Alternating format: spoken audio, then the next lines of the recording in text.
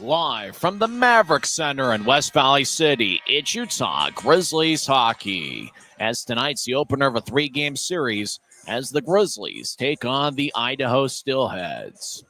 Hi, everybody. Welcome to Utah Grizzlies hockey. I'm Tyson Whiting. It's a huge homestand for the Grizzlies. They have 3 games against the Idaho Steelheads, followed up by 3 games against the Rapid City Rush. And there's no doubt that this 6-game homestand for the Grizzlies might determine whether the Grizzlies are contenders for a postseason spot. Well, the Grizzlies are facing on an Idaho Steelheads team for the 7th time this season. Utah is 2-3-1 against Idaho last year. Grizzlies had a pretty promising road trip. They finished with 5 out of a possible 8 standings points. Utah got off to fast starts in each of the 4 games on the road trip. Utah scored first in all 4 games in the road trip, and they also had a lead in 3 of the 4 games. The only game in the road trip they didn't have a lead was a tie contest. The Grizzlies scored 2 unanswered in the second period to take a 3-1 lead. Reed Lebster was outstanding on the road trip. He's got a point in 4 straight games. He scored in every game in the road trip, and he's got a point in 8 of his last 11 games. Neil Shea's got a point in 3 straight games. He currently has 18 goals through 29 games this season. The 18 goals match a personal career high. He had 18 goals last season with the Newfoundland Growlers. He didn't reach more than 18 goals in either his junior career or at the collegiate levels. Watch out for Neil Shea tonight. He's matched up with Keaton Mastrodonato, who's got 10 assists in his last 10 games, and Mick Messner, the Grizzlies captain, who is outstanding. He had 2 goals and 1 assist in Utah's 6-2 victory over the Tulsa Oilers, and that was on February 7th.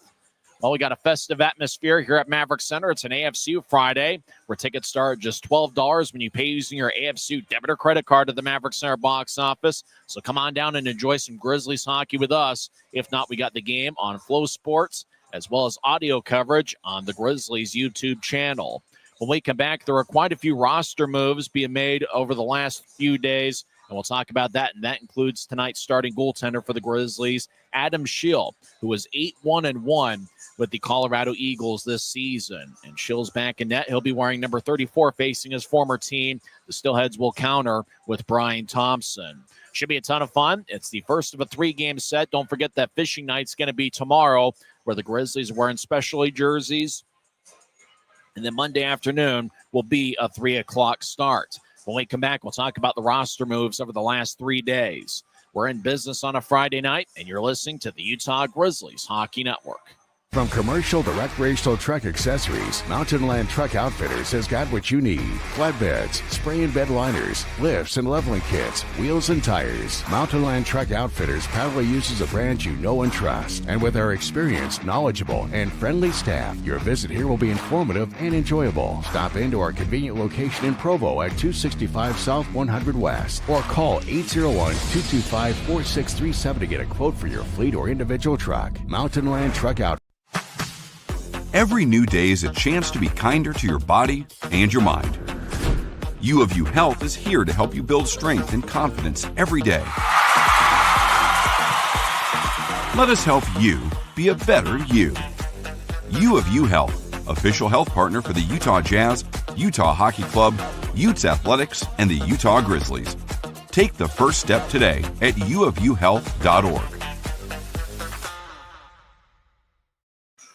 Welcome back to Maverik Center. I'm Tyson Whiting. Face-off would be in about 15 minutes from now as a good crowd's filing in here on a Friday night. Well, over the last few days, Grizzlies made quite a few roster moves.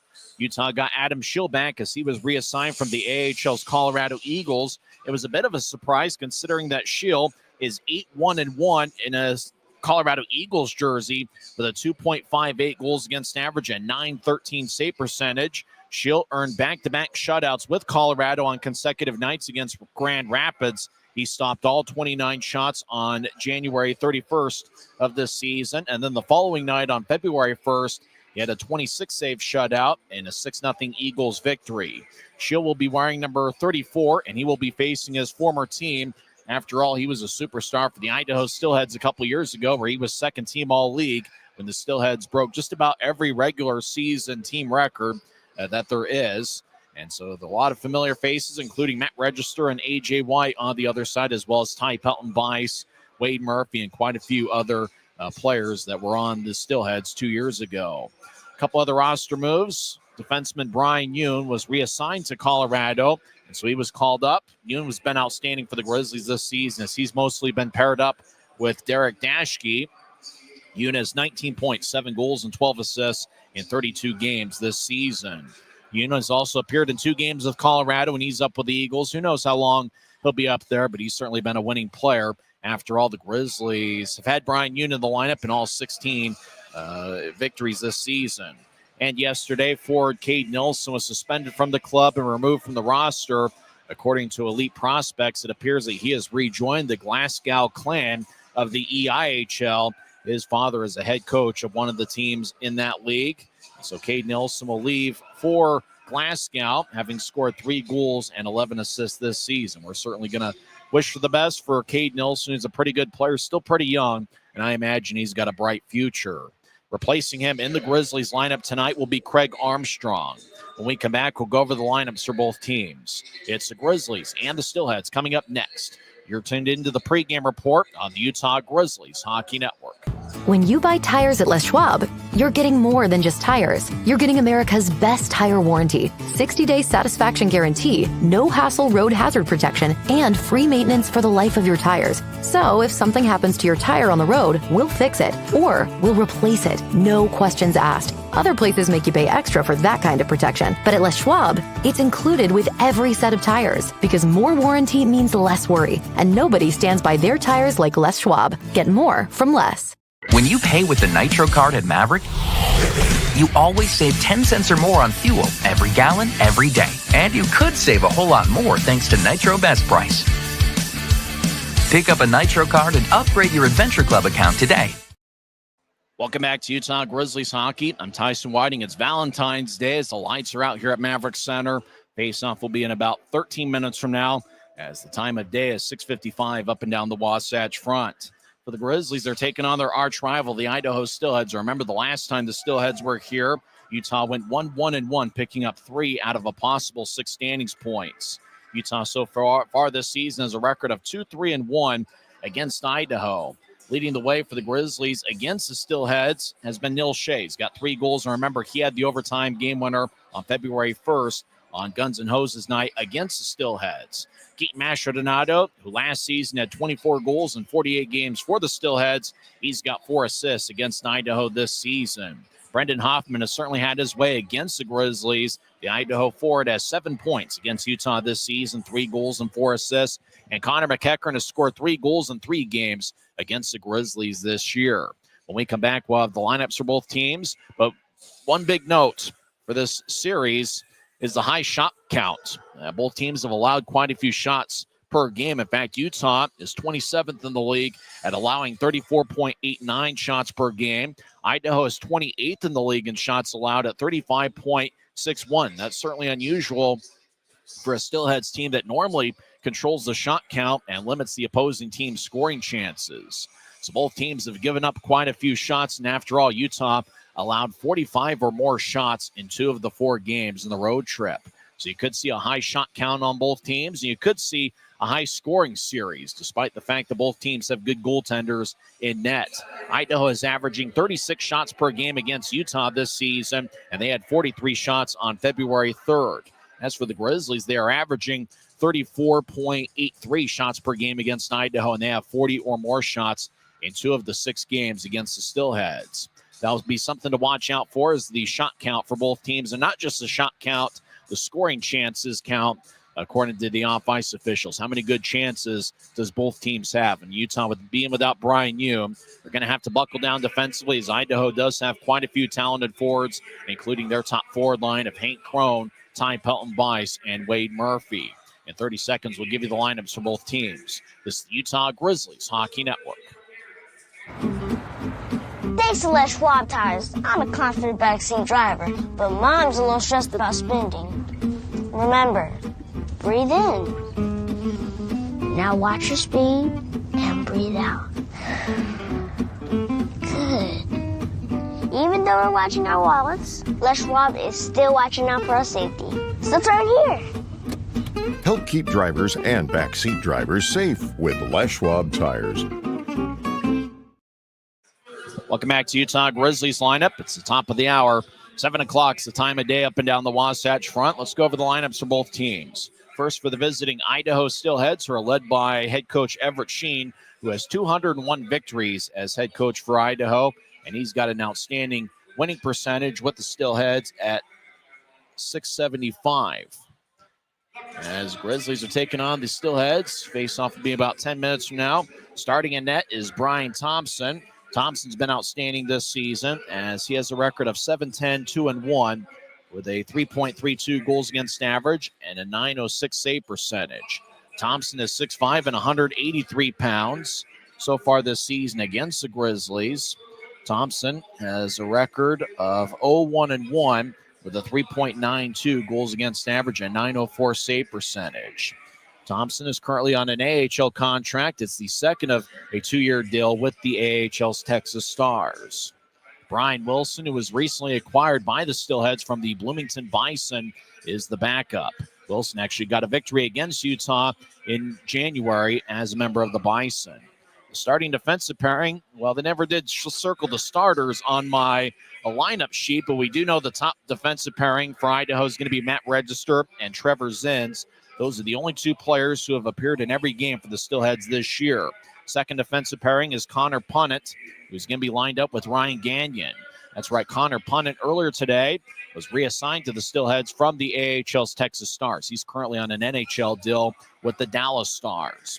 And the third defensive pairing is Jason Horvath and Reese Harsh. Horvath in particular is pretty impressive in the series against the Grizzlies.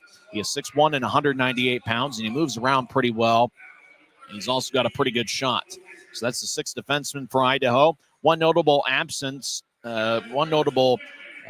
scratch from the Idaho lineup is Patrick Hudlin, last year's league defenseman of the year. He is out of the lineup. Peter Walton is also out. The first forward line for Idaho tonight from left to right is Hank Crone, along with Ty Pelton, Bison, Wade Murphy. Second forward line is Connor McEachern with the captain A.J. White and Matthew Semenoff. It's the first time the Grizzlies will have faced Semenoff. He has spent the last year and a half in the American Hockey League with the Texas Stars. Semenoff is currently in the last of a 3-year NHL deal with the Dallas Stars. Semenoff is just 21 years old, 5'11", and 190 pounds. In 36 games with Texas, he had no goals and 4 assists. He has 1 assist in 2 games with the Steelheads. Third forward line, and this was probably Idaho's best unit in their 7-0 victory over the Grizzlies on February 3rd. Dimitrios Koumatsis, along with Brendan Hoffman and Patrick Moynihan. That's the third forward line for the Steelheads. Fourth forward line is Nick Canati, who's lined up with Jade Miller and Mason McCarty. Forward scratches for the Steelheads include C.J. Walker, Blake Svetlikov, Mark Olver, and the newest addition to the Steelheads, Ryan Foss, who was acquired in a trade with the Reading Royals. And now for the Utah Grizzlies, who have a record of 16-24, 4-2 this year. Grizzlies are 9-10, 3-1 here at the friendly confines of Maverik Center. So with the victory, the Grizzlies become a 500 home club this season. They are led by fourth-year head coach Ryan Kanaswich. The assistant coach is Christian Horn. Athletic trainer is Colin Lee. And the equipment manager is Jackson Hibbert. Assistant equipment manager is DJ McFarland. We had mentioned Adam Shield getting the start for Utah. He is 6'3" and 192 pounds. He has a record of 5-10-1 with a 3.98 goals against average and 885 save percentage. As a Grizzly, he is 8-1-1 with a save percentage better than .915 with the Colorado Eagles this season. Shield is certainly familiar with the Steelheads, as he was a member of their club 2 years ago, where he was second team All-League, and 2 years ago with the Steelheads. In 37 games, he had a record of 28-8-1 with a .932 save percentage. Adam Shield is 25 years old. His hometown, at least he was born in Lakewood, Ohio. Shield will get the start in net. Jake Barczewski's the backup, and what can you say about Barczewski? He was unbelievable in the 3 games he appeared in the road trip. In fact, in 5 games in February, Barczewski has a .924 save percentage. We might see him later on in the series. Vinny Duplessis a scratch as he's the third goalie. The starting defensive pairing is Derek Dashke, who leads Utah with 27 assists this season. He also leads Utah with 36 points. He will be paired up with Cody Corbett. Corbett appeared in half a season with the Steelheads during the 2017-2018 campaign. Corbett in 23 games has 2 goals and 3 assists. He is 6'1" and 200 pounds. Second defensive pairing on Ryan Kanasewicz's lineup sheet as Cade Jensen paired up with Lincoln Earn. Earn's making his Maverik Center home debut. He did appear in a couple of games as a member of the visiting team last season. He was with Idaho for parts of last season as well as the Newfoundland Growlers.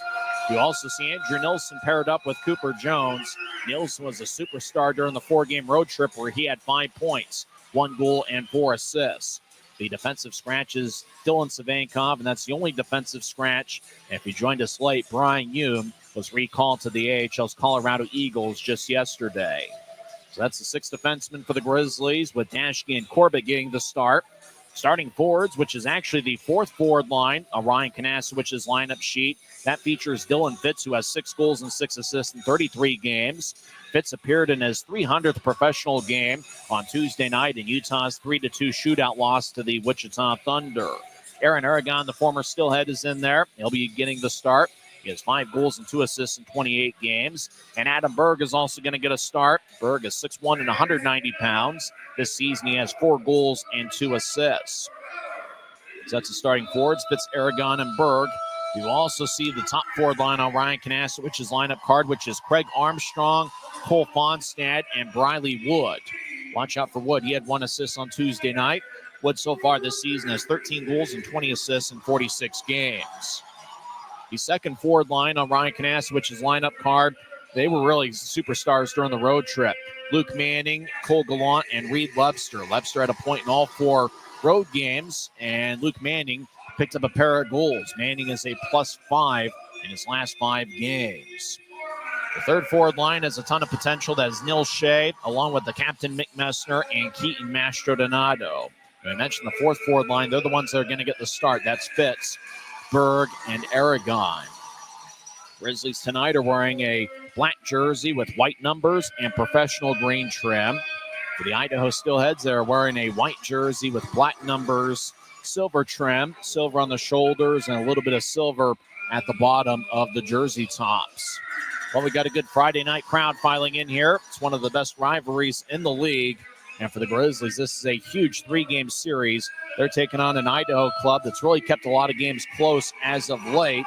For the Grizzlies, 5 of their last 8 games have been decided past regulation. Are we going to get overtime once again tonight? Well, we will see. It's going to be a ton of fun here. And it looks like Grisby is also in attendance wearing his black jersey. Tomorrow is fishing night. Gear tickets for that. Grizzlies will be wearing fishing-themed specialty jerseys for the occasion.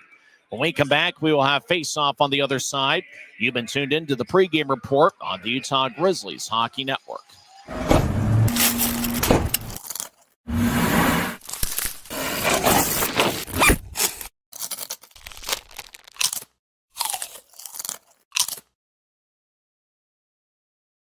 From commercial to recreational truck accessories, Mountain Land Truck Outfitters has got what you need. Flatbeds, spray and bed liners, lifts and leveling kits, wheels and tires. Mountain Land Truck Outfitters proudly uses a brand you know and trust. And with our experienced, knowledgeable, and friendly staff, your visit here will be informative and enjoyable. Stop into our convenient location in Provo at 265 South 100 West or call 801-225-4637 to get a quote for your fleet or individual truck. Mountain Land. Every new day is a chance to be kinder to your body and your mind. U of U Health is here to help you build strength and confidence every day. Let us help you be a better you. U of U Health, official health partner for the Utah Jazz, Utah Hockey Club, Utes Athletics, and the Utah Grizzlies. Take the first step today at uofuhealth.org.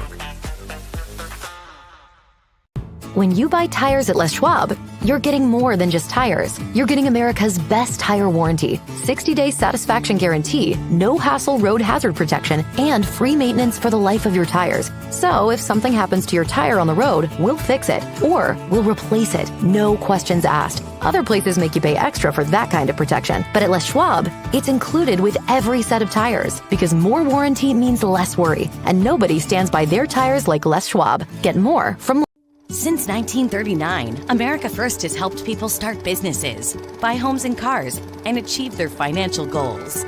Today, our top priority is still the financial success of you and your family, which is why we're giving new members $100 when they sign up for a basic savings and checking account, and another $100 when they upgrade to premium checking and enroll in and use direct deposit. So head to americafirst.com today and join the credit union that always puts its members first.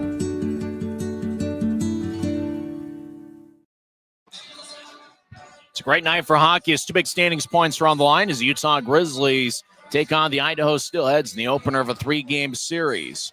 Ceremonial puck drop at center ice as Mick Messner and A.J. White, the two captains, talking things over. And looks like Messner won the opening ceremonial face-off. He had 2 goals and 1 assist on February 7th against the Tulsa Oilers. Utah had a successful road trip, winning 2 out of 4 games, picking up 5 out of a possible 8 standings points. They officially had a record of 2-1-0-1 on the road trip, and a big part of that was the Grizzlies getting off to a fast start. They scored first in each of the 4 games on the road trip, and they had a lead in 3 of the 4 games. The one game they didn't have a lead in, it was a 1-1 tie, and Utah ended up scoring 2 unanswered second-period goals. Looks like getting the start for Idaho is going to be Connor McEachern along with A.J. White and Matthew Semenoff. It's the first time the Grizzlies have faced Semenoff, who spent the last year and a half in the AHL with the Texas Stars. And the starting defensive pairing, I know Idaho fans are happy to have Connor Punnett back as he came back from the AHL's Texas Stars. Punnett's wearing number 74. He's 6'2" and 202 pounds. And he will be paired up tonight with number 7, and that is Ryan Gagnon, the former Allen American. Referee tonight is David Lilly. The linesmen are Tyler Keston and Craig Peterson. Ryan Knaswich in his 4th season as Grizzlies head coach looks on. Knaswich in a dark suit jacket with a light shirt and a multicolored tie. Aaron Aragon will take the draw against A.J. White. There are 6 former Idaho Steelheads players on the Grizzlies lineup tonight. That might be Grizzlies trivia this evening, who are the 6 former Steelheads who are currently playing for the Grizzlies. All 6 of them are in the lineup tonight. They're working on some ice on the near side. The net, the end, the Grizzlies are defending. Cody Corbett's looking at some spots on the ice. Grizzlies will be skating from right to left as we see it from high top section 114. Your mind's eye see it on YouTube. Corbett's lined up with Derek Dashke tonight. For most of this regular season, Dashke has been paired up with Brian Yoon. If you joined us late, Brian Yoon was called up to the AHL's Colorado Eagles yesterday. Dashke looking on, and he's been outstanding this season. Dashke is 6th among league defensemen in points with 36 on the year. And he also leads Utah with a +7 rating. Berg, Aragon, and Fitz are on the ice. Fitz and Aragon have the A's on their sweaters. Mick Messner is the Grizzlies captain. A.J. White, the Steelheads captain, looks on. Opening draw won by A.J. White. Idaho gets it there, skating from left to right. Connor Punnett has a glance off his stick, and he'll throw it around Idaho's net.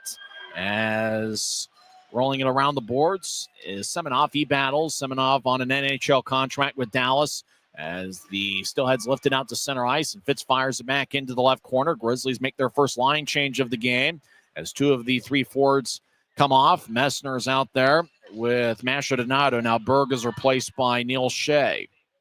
Ryan Gagnon gets to center ice, and he'll bounce it in like a basketball off the Utah backboards as Corbett gets it towards Masha Donato off his stick. Grizzlies get a new defensive pairing of Andrew Nilsson and Cooper Jones. We played 40 seconds. No one's taken a shot yet as the Steelheads get it out towards Semenoff. He'll push it to his left as Hank Cron spins around before he gets to the Utah line, and he'll dump it in, looking for Ty Pelton-Bice. Cron gets it back. He was an MVP 2 years ago in this league. He tried to throw it up top and fanned on it. Messner steps over the offensive line, but the Grizzlies are offside as Matt Register made Messner cut to his left. So he played 59 seconds. No one's taking a shot, still no score. We're just getting underway, so grab some chips and dip in a beverage of your choice and enjoy part of Friday with us. Who's your pick to click? I don't know. I'm going to go with Mick Messner, the Grizzlies captain. He was solid on the road trip, and he's got 2 pretty good forwards in Neil Shea and Keaton Mastrodonato nearby.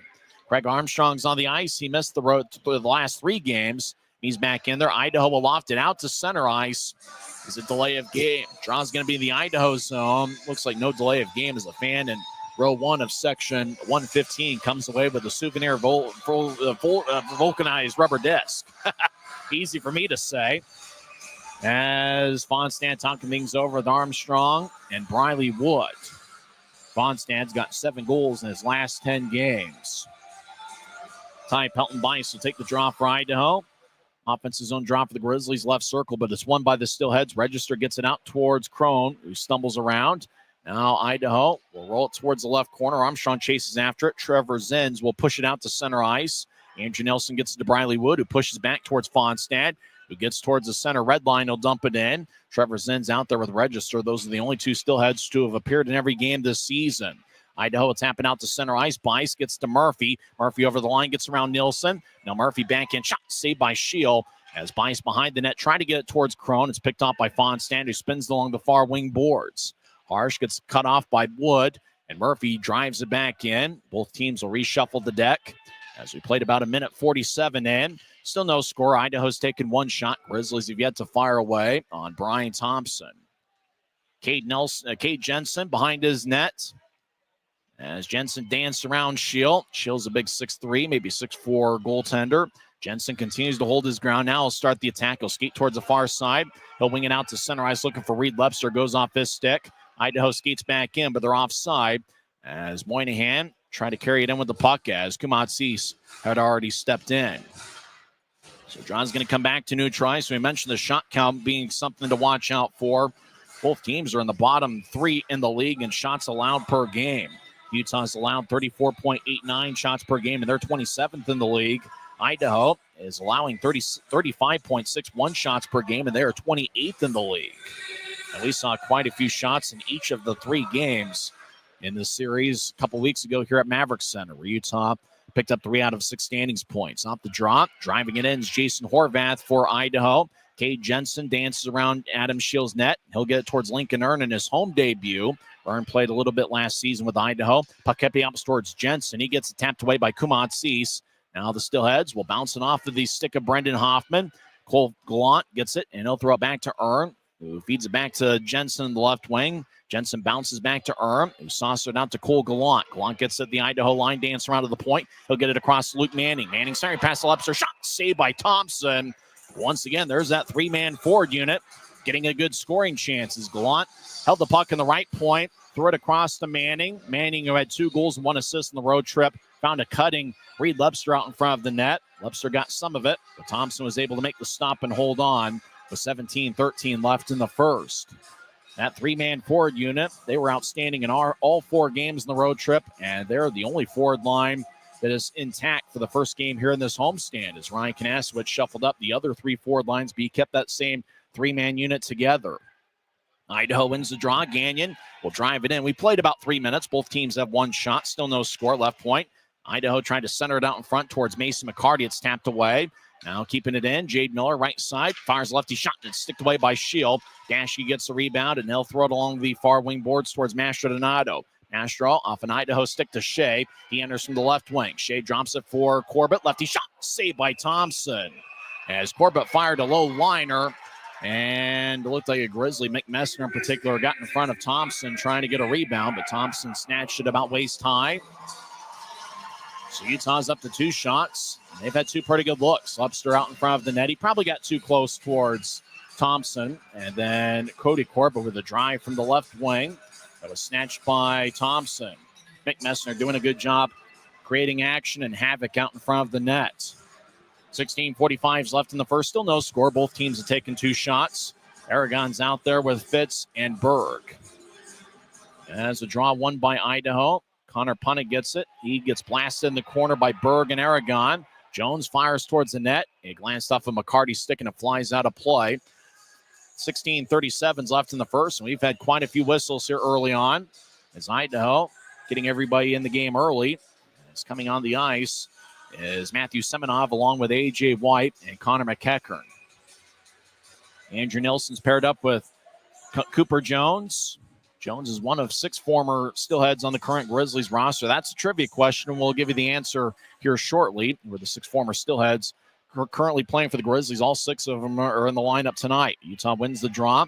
Fitz throws it towards Aragon, who couldn't get it about ankle high, as McEachern will sky it out to center ice. Puck bounced at A.J. White's ankle. White enters. He'll drop it off as Semenov tried to feed it out in front. We get a whistle on the play as Dylan Fitz looks like he's going to get 2 minutes for slashing. As Semenov got around Fitz, got to the far goal line, tried to feed it out in front. Nobody was home. Semenov got dragged down by Dylan Fitz. Slashing is going to be the call, and the Steelheads will go on the power play for the first time tonight. 16-18 left in the first. Idaho's had a tough time on the power play against the Grizzlies. In fact, this season, in 6 meetings, Idaho is just 1 for 20 on the power play against Utah. So far this season, the Steelheads are 18.8% on the power play. So Fitz is in the box, 2 minutes for Slashing, as Grizzlies will throw it out to center ice. Utah has 4 shorthanded goals this season. Matt Register gets the puck. He's got Mastrodonado shadowing him. Mastro looks nearby as Register fed it across to Bice. Bice enters, he'll skate towards the left point. As Bice skates towards the left circle, now to the far goal line. Bice now around the net towards the near side. Bice trying to kick it out in front. It bounced off a Corbett skate. As Bice feeds up top to Crone, who moves to his left for Register in the high slot. He'll take a lefty shot, and it's blocked by Mastrodonado's stick. Dashke threw it to the high slot. Crone kept it in.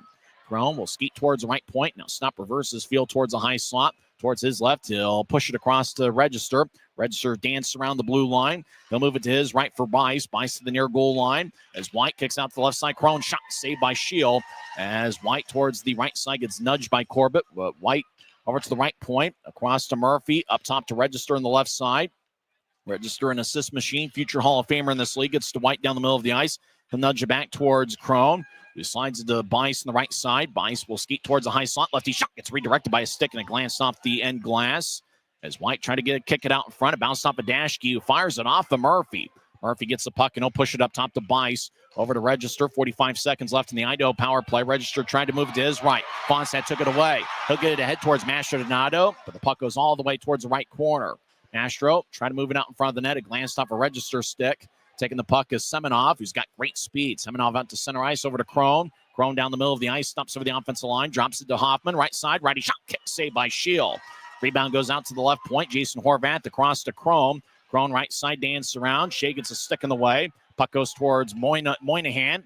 Over towards Horvath, who walks in. Lefty shot, saved by Shield. Moynihan, puck bounced off his stick.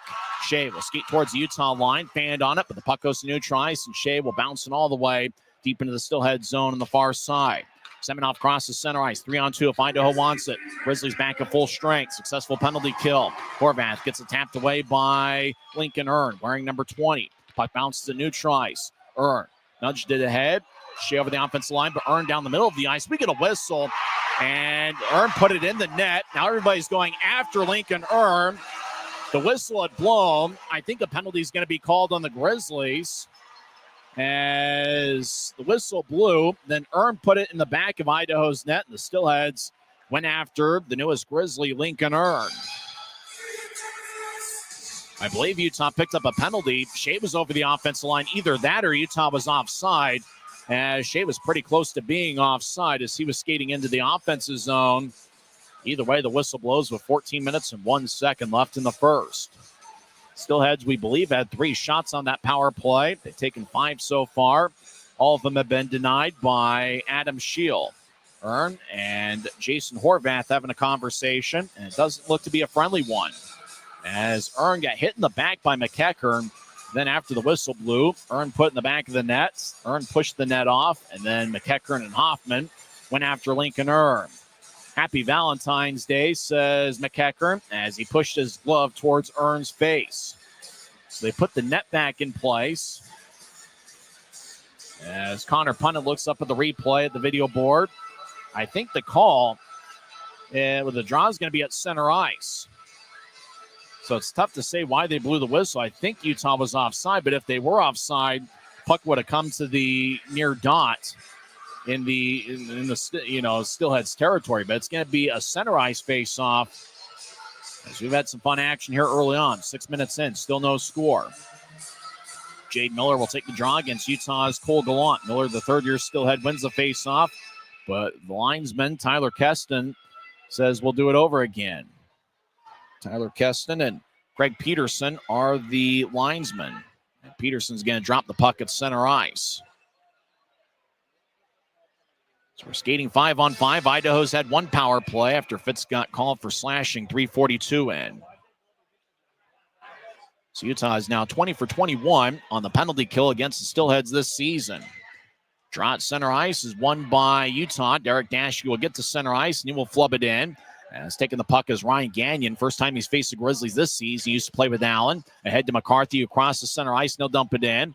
As McCarty chases after it, Corbett whips the puck along the near wing wall. Luke Manning gets it. He'll nudge it over to Gallant. Pass behind him. As Gallant looking for it. Now Manning steps over the offensive line down the middle. He gets to Lebster. Right side. Righty shot. Saved by Thompson.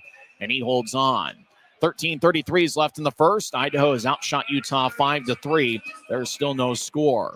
Grizzlies will have an offensive zone drop when we come back. 13:33 is left in the first. This is the Utah Grizzlies Hockey Network.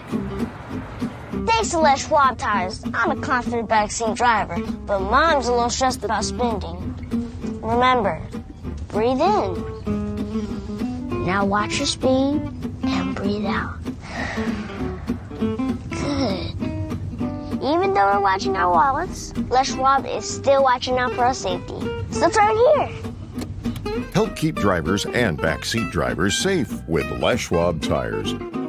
From commercial to recreational truck accessories, Mountain Land Truck Outfitters has got what you need.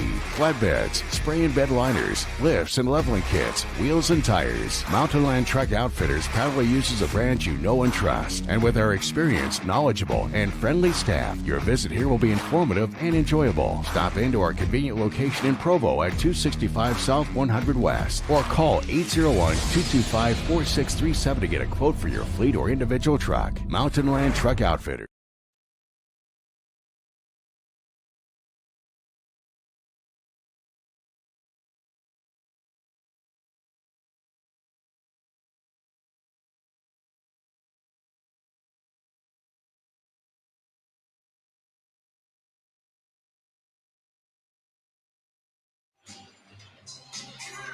No score. 13:33 is left in the first period. Idaho has outshot Utah 5-3. As a draw won by the Steelheads, Connor Punnett will loft it out to center ice. Corbett has it his ankles. He's battling with Canati. Grizzlies get it back as Derek Dashka just met his mother here a few seconds ago. We'll get it over to Armstrong as Wood chases after it. Steelheads come up with it. Idaho skating from left to right as we see it from high top section 114 turnover. Grizzlies have it the right point. Fonstad at the line, keeps it in. He dances around the right point, fires lefty shot that bounces off of McCarty's stick as Dashke around the boards towards Fonstad. He's on the right side. He gets nudged by McCarty as Fonstad will spin the puck out towards the left corner. Dashke in the area along with Jade Miller as Wood gets hit in the back by Punnett. Wood has the puck. He'll feed it up top to Dashke, who's got 9 goals this season. Across to Fonstad, down the middle to Wood. He'll take a righty shot. Saved by Thompson. Boy, good passing by the Grizzlies. Fonstad was in the right point, and he found Wood down the middle of the ice. Wood about halfway from the goal line to the blue line, fired away on Thompson. Wood looking for his 14th goal of the season, but Thompson denied him. But there's a little bit of traffic out in front, and the Grizzly cut towards their left, and in doing so kind of gave Thompson a little bit more of a clear vision on the shot. Still no score. 12:48 left in the first. We're just getting underway as Idaho wins the draw. Trevor Zins around the net. Got a pass from Register. Zins will loft it out to center ice. Play with a high stick by Aragon. And Moynihan touched the puck as Berg refused to. Now the Grizzlies get it back. Nielsen gets his stick lifted, but he'll throw it along the near wing wall. Aragon tried to slide it across towards Fitz. Puck goes to center ice. Register gets hit in the side by Aragon. Register will loft it deep into the Grizzlies zone. Jones behind the net. We'll get it towards Berg on the far side. Berg's got great speed. Rink wide pass goes towards Andrew Nilsson. Head to Fitz over the line. Fitz along the left wing, gets it towards Nilsson. Nilsson the left circle. Feathers it across towards the right corner. Berg gets it off the wall. He'll feed it up top to Fitz, who fires towards the net. Thompson makes a save. As reaching a stick out was Aragon trying to redirect it. But the puck helicoptered all the way towards Thompson, who snatched it about knee high. 12:07 left in the first. Answer to the trivia question, the 6 former Steelheads players in the Grizzlies lineup tonight. You got Adam Shield, the goaltender. You have 2 forwards, Aaron Aragon and Keaton Mastrodonado. They were both with the Steelheads last year. Lincoln Earn and Cooper Jones reached teammates last season with the Steelheads, and Cody Corbett was a member of the 2017-2018 Steelheads. So that's the 6 former Steelheads in the Grizzlies lineup tonight. 1 goaltender, 2 forwards, and 3 defensemen. Messner will take the draw in the right circle. He's going up against Ty Pelton-Bikes, who scored some big goals against the Grizzlies in years past. Puck goes towards the end boards. Shea battles with Horvath. Puck along the right corner. Run down by Bice, who spins it across to Murphy. Murphy crosses center ice, and he'll bounce it off of Dashke. Murphy over the line onside. Puck kicks towards Harsh, right point. He'll take a shot that bounced off a stick as Crone lets it go towards the far corner. As Harsh back towards Crone, kicks it back to Murphy. Murphy skates around Shields' net over to the left wing. Bice lefty shot saved by Shield. Now Crone will get it up top towards Horvath. Horvath dances around in the left point. They'll slide it around. Crone gets it sticked away by Dashke. Now the puck tipping out towards the near corner. Dashke ahead to Shea. It will skip it out to the center ice logo. Horvath gets it, and he'll slide it across to Harsh. Over to Crone at center ice. Crone dances around the center ice logo. Now he'll skate back towards his own zone. He'll drop it for Horvath as the Steelheads will spread the ice. Horvath behind his own net, skating from left to right. He skates north-south down the middle of the ice. He'll pitch it ahead to Moynihan over the line, make that McEachern over to White right side. White skates towards the high slot. Now he'll slide it towards the right corner for McEachern up top as Gagne will loft it over Shields' head as Idaho gets A.J. White right side, lefty shot, saved by Shield. Rebound goes to McEachern, who feeds it up top to Gagnon. Gagnon, high slot, righty shot. That's sticked away by Shield as Shea will bounce it ahead as it glanced off the stick of Cole Gallant. Puck goes back to Utah's Cade Jensen. Dance around deep in his own zone. He surveys. Now move it across to Dashke. Dashke ahead looking for Gallant. Pass behind him, and icing is on Utah as the whistle blows with 10 minutes and 30 seconds left in the first.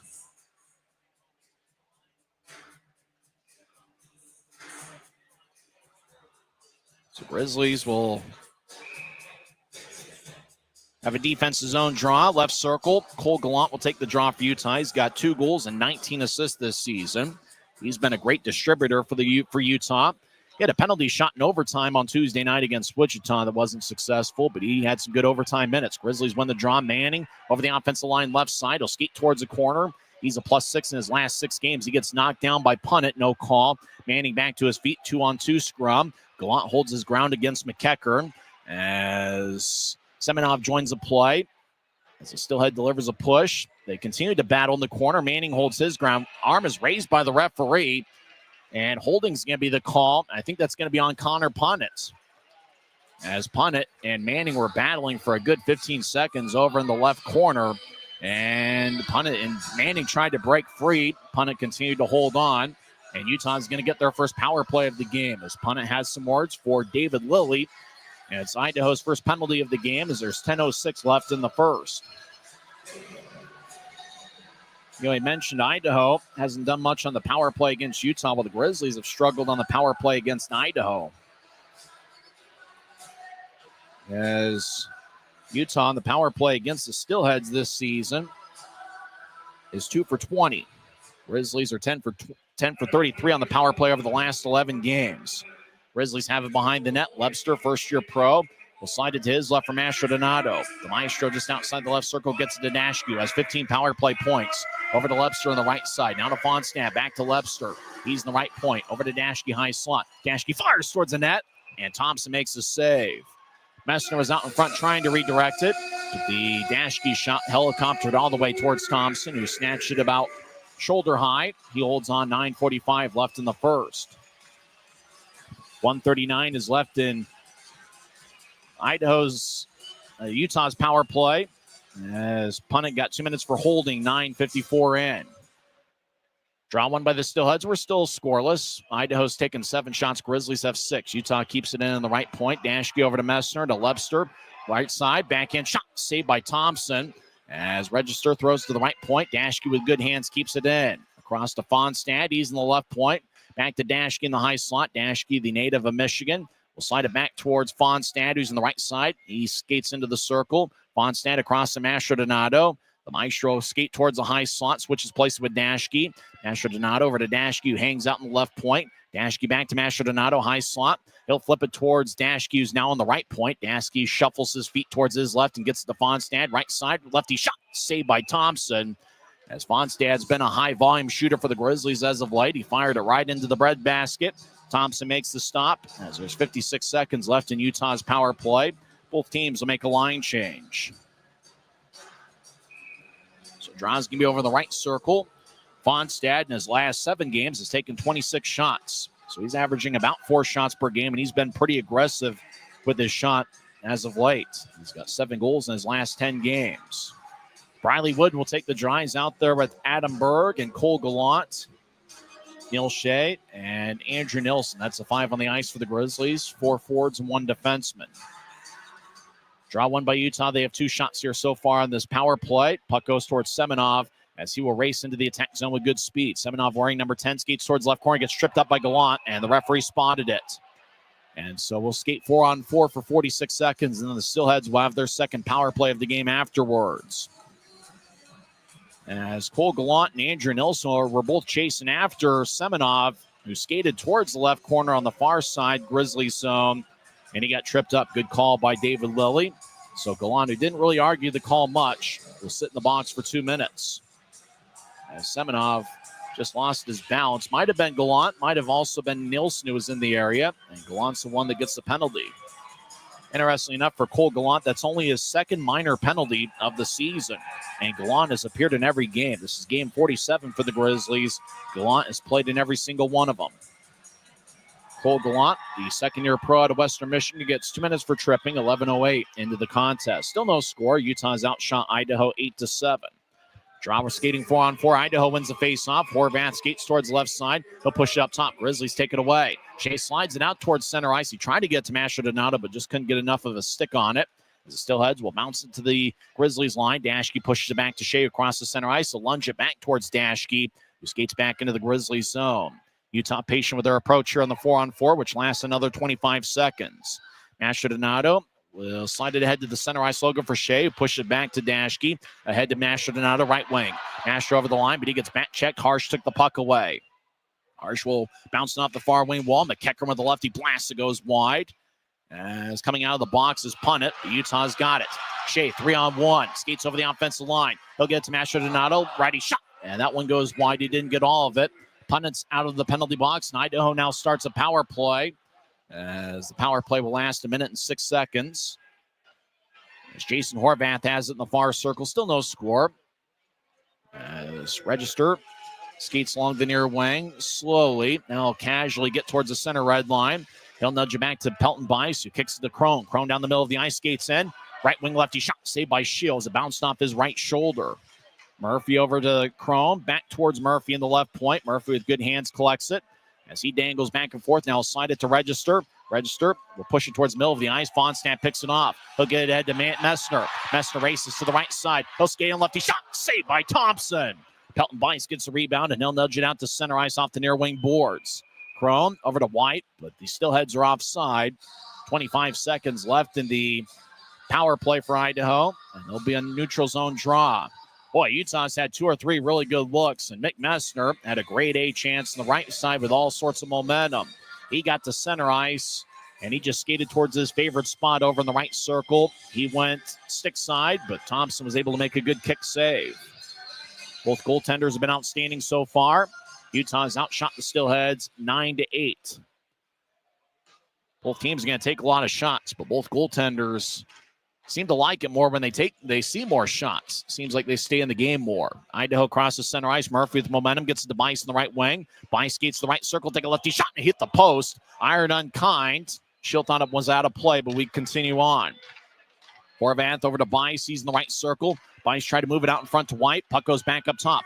Horvath throws it to the middle of the ice off of Bice's stick, and the puck is cleared out to center. Berg over to Gallant over the line, right side. Gallant dangles back and forth, gets to Aragon. He'll take a lefty shot, and that goes wide. It bounced off his teammate Adam Berg. Berg battles with Horvath as the puck goes off the far wing boards. Getting it is Wade Murphy. Steelheads will make a line change. The Grizzlies do so as well. 6:30 and counting left in the first period. Still no score. Grizzlies have outshot the Steelheads 9-8. Trevor Zen skates down the middle. He'll nudge it his right for Semenov over towards Hoffman, who couldn't reach it.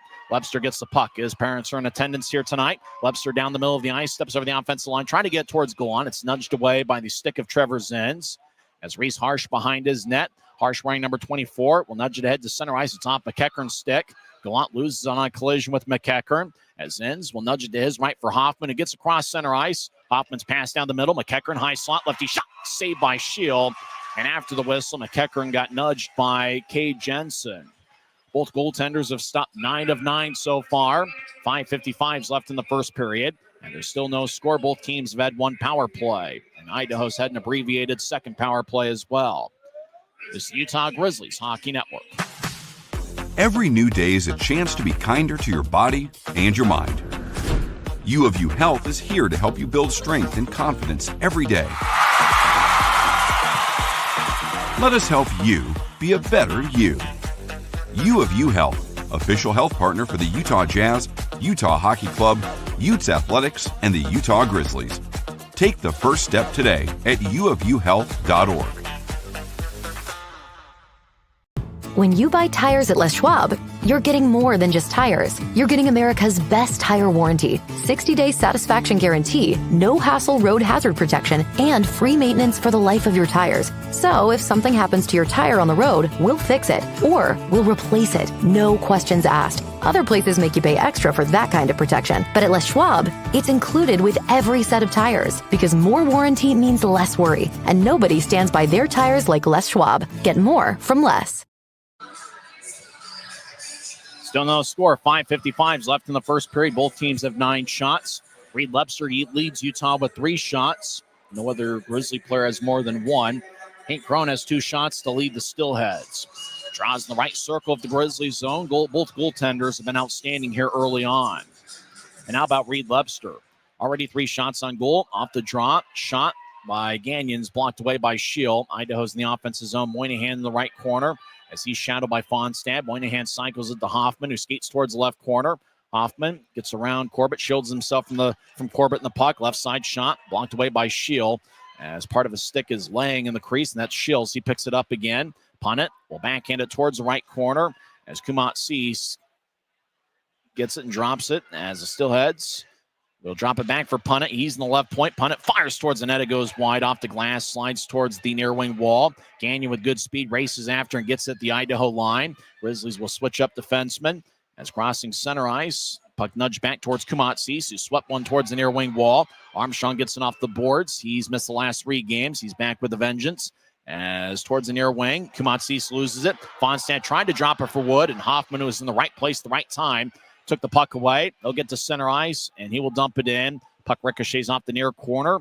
As Shield plays behind his net, Andrew Nelson will bounce it across to Jones. His home run pass towards Masha Donato is nudged away by Register, who gets it ahead. Idaho over the offensive line. They skate towards the left corner. McCarty avoids the check of Neil Shea. Puck goes back towards the left wing. Loose puck, Canati gets it to Miller. Right side shot, saved by Shield. Rebound goes towards the end boards. Miller gets up top to Zins. Right side, and he'll slide it towards the far corner as Idaho skating from left to right here in the period.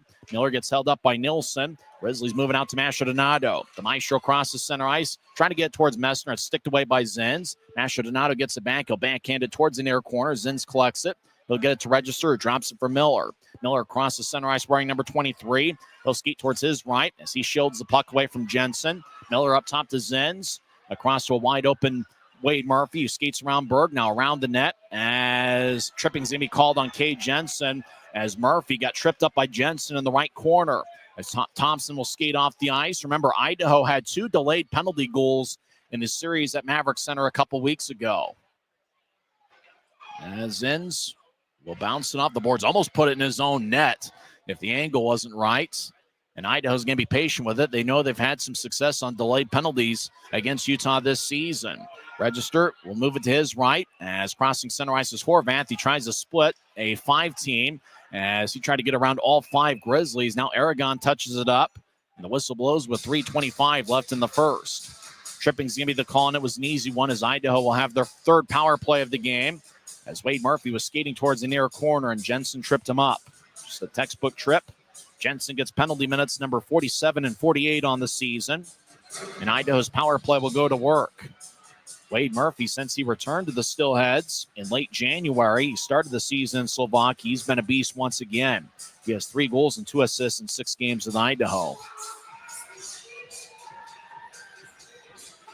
Murphy's on the ice with A.J. White and Hank Crone. Up top is Ty Pelton-Bice and Jason and Reese Harsh. Cole Fonstad will take the draw for Utah. He's out there with Mastrodonado, and the 2 defensemen are Dashke and Corbett. Idaho wins the draw. Horvath in the high slot will nudge to his left as Crone trying to get towards the crease for White. It's sticked away. Crone over in the left corner up top to Horvath. Across to Bice in the right point. Bice back up top to Horvath.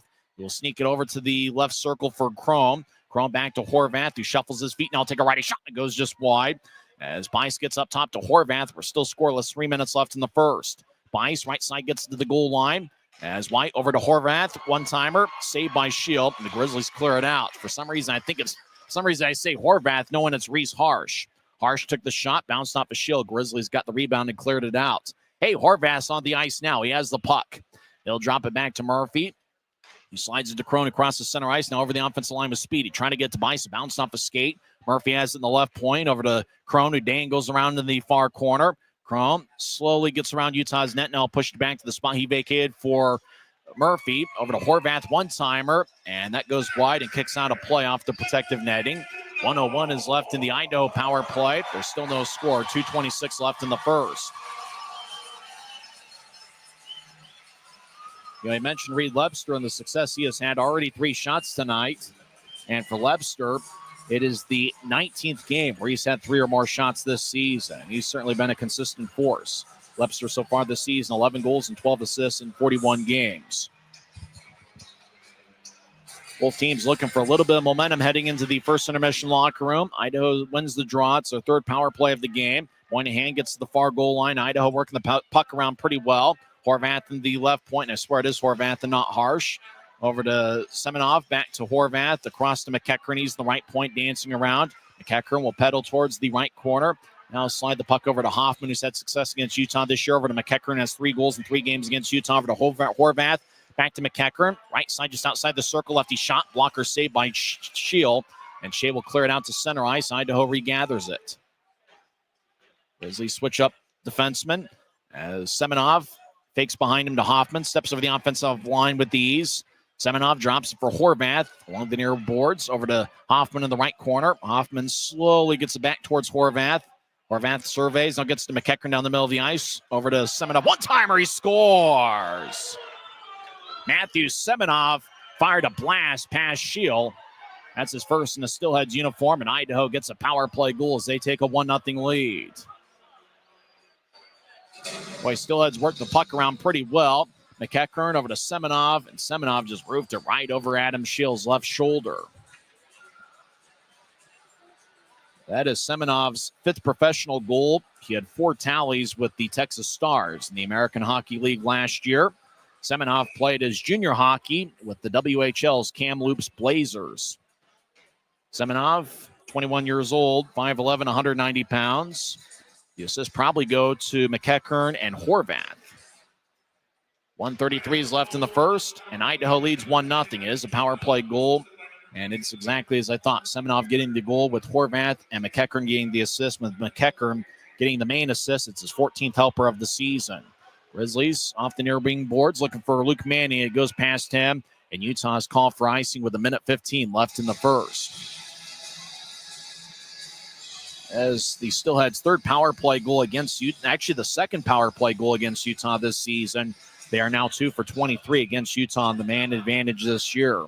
Ty Pelton Bice has the other power play goal against Utah this season. Jade Miller will take the draw against Cole Gallant. Steelheads have outshot the Grizzlies 14-9, which means the Steelheads have had the last 5 shots on goal. Maybe even the last 6, if my memory serves me right. It never does, though. Punted as a glance off his stick. Reed Lebster races down the middle of the ice. He'll skate in back and shot. He scores! Reed Lebster gets his 12th of the year. He now has a point in 5 straight games, and we're tied at 1.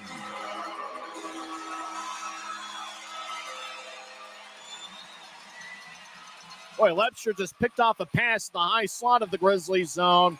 He skated down the middle. He didn't have a whole lot of time as the Steelhead was chasing after him. As Punnett faked the shot, glanced off his stick. Lebster got it, and he had Gagnon on the back check. Lebster with a beautiful move to his backhand, and he just slid it past the right pads of Brian Thompson.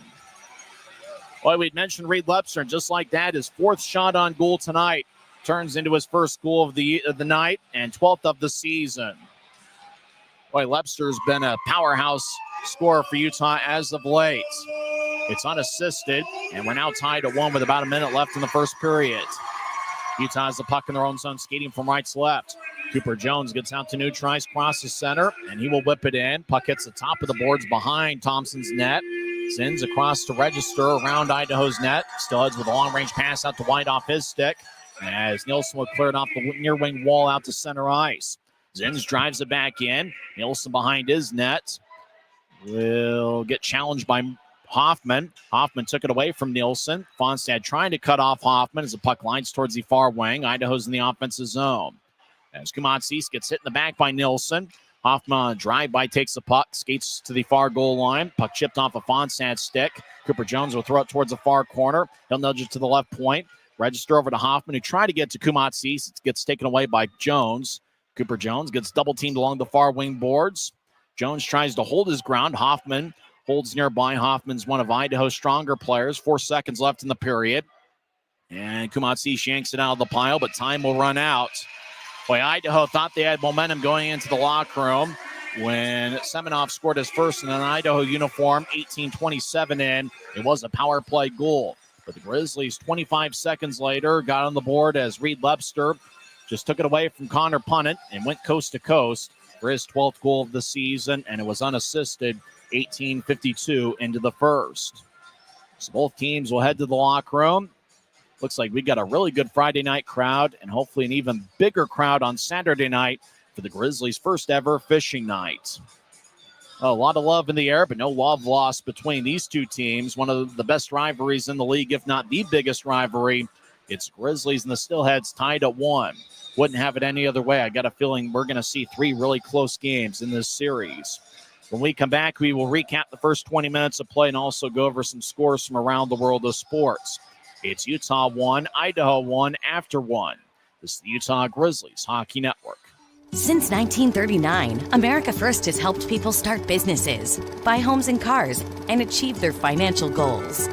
Today, our top priority is still the financial success of you and your family, which is why we're giving new members $100 when they sign up for a basic savings and checking account, and another $100 when they upgrade to premium checking and enroll in and use direct deposit. So head to AmericaFirst.com today and join the credit union that always puts its members first.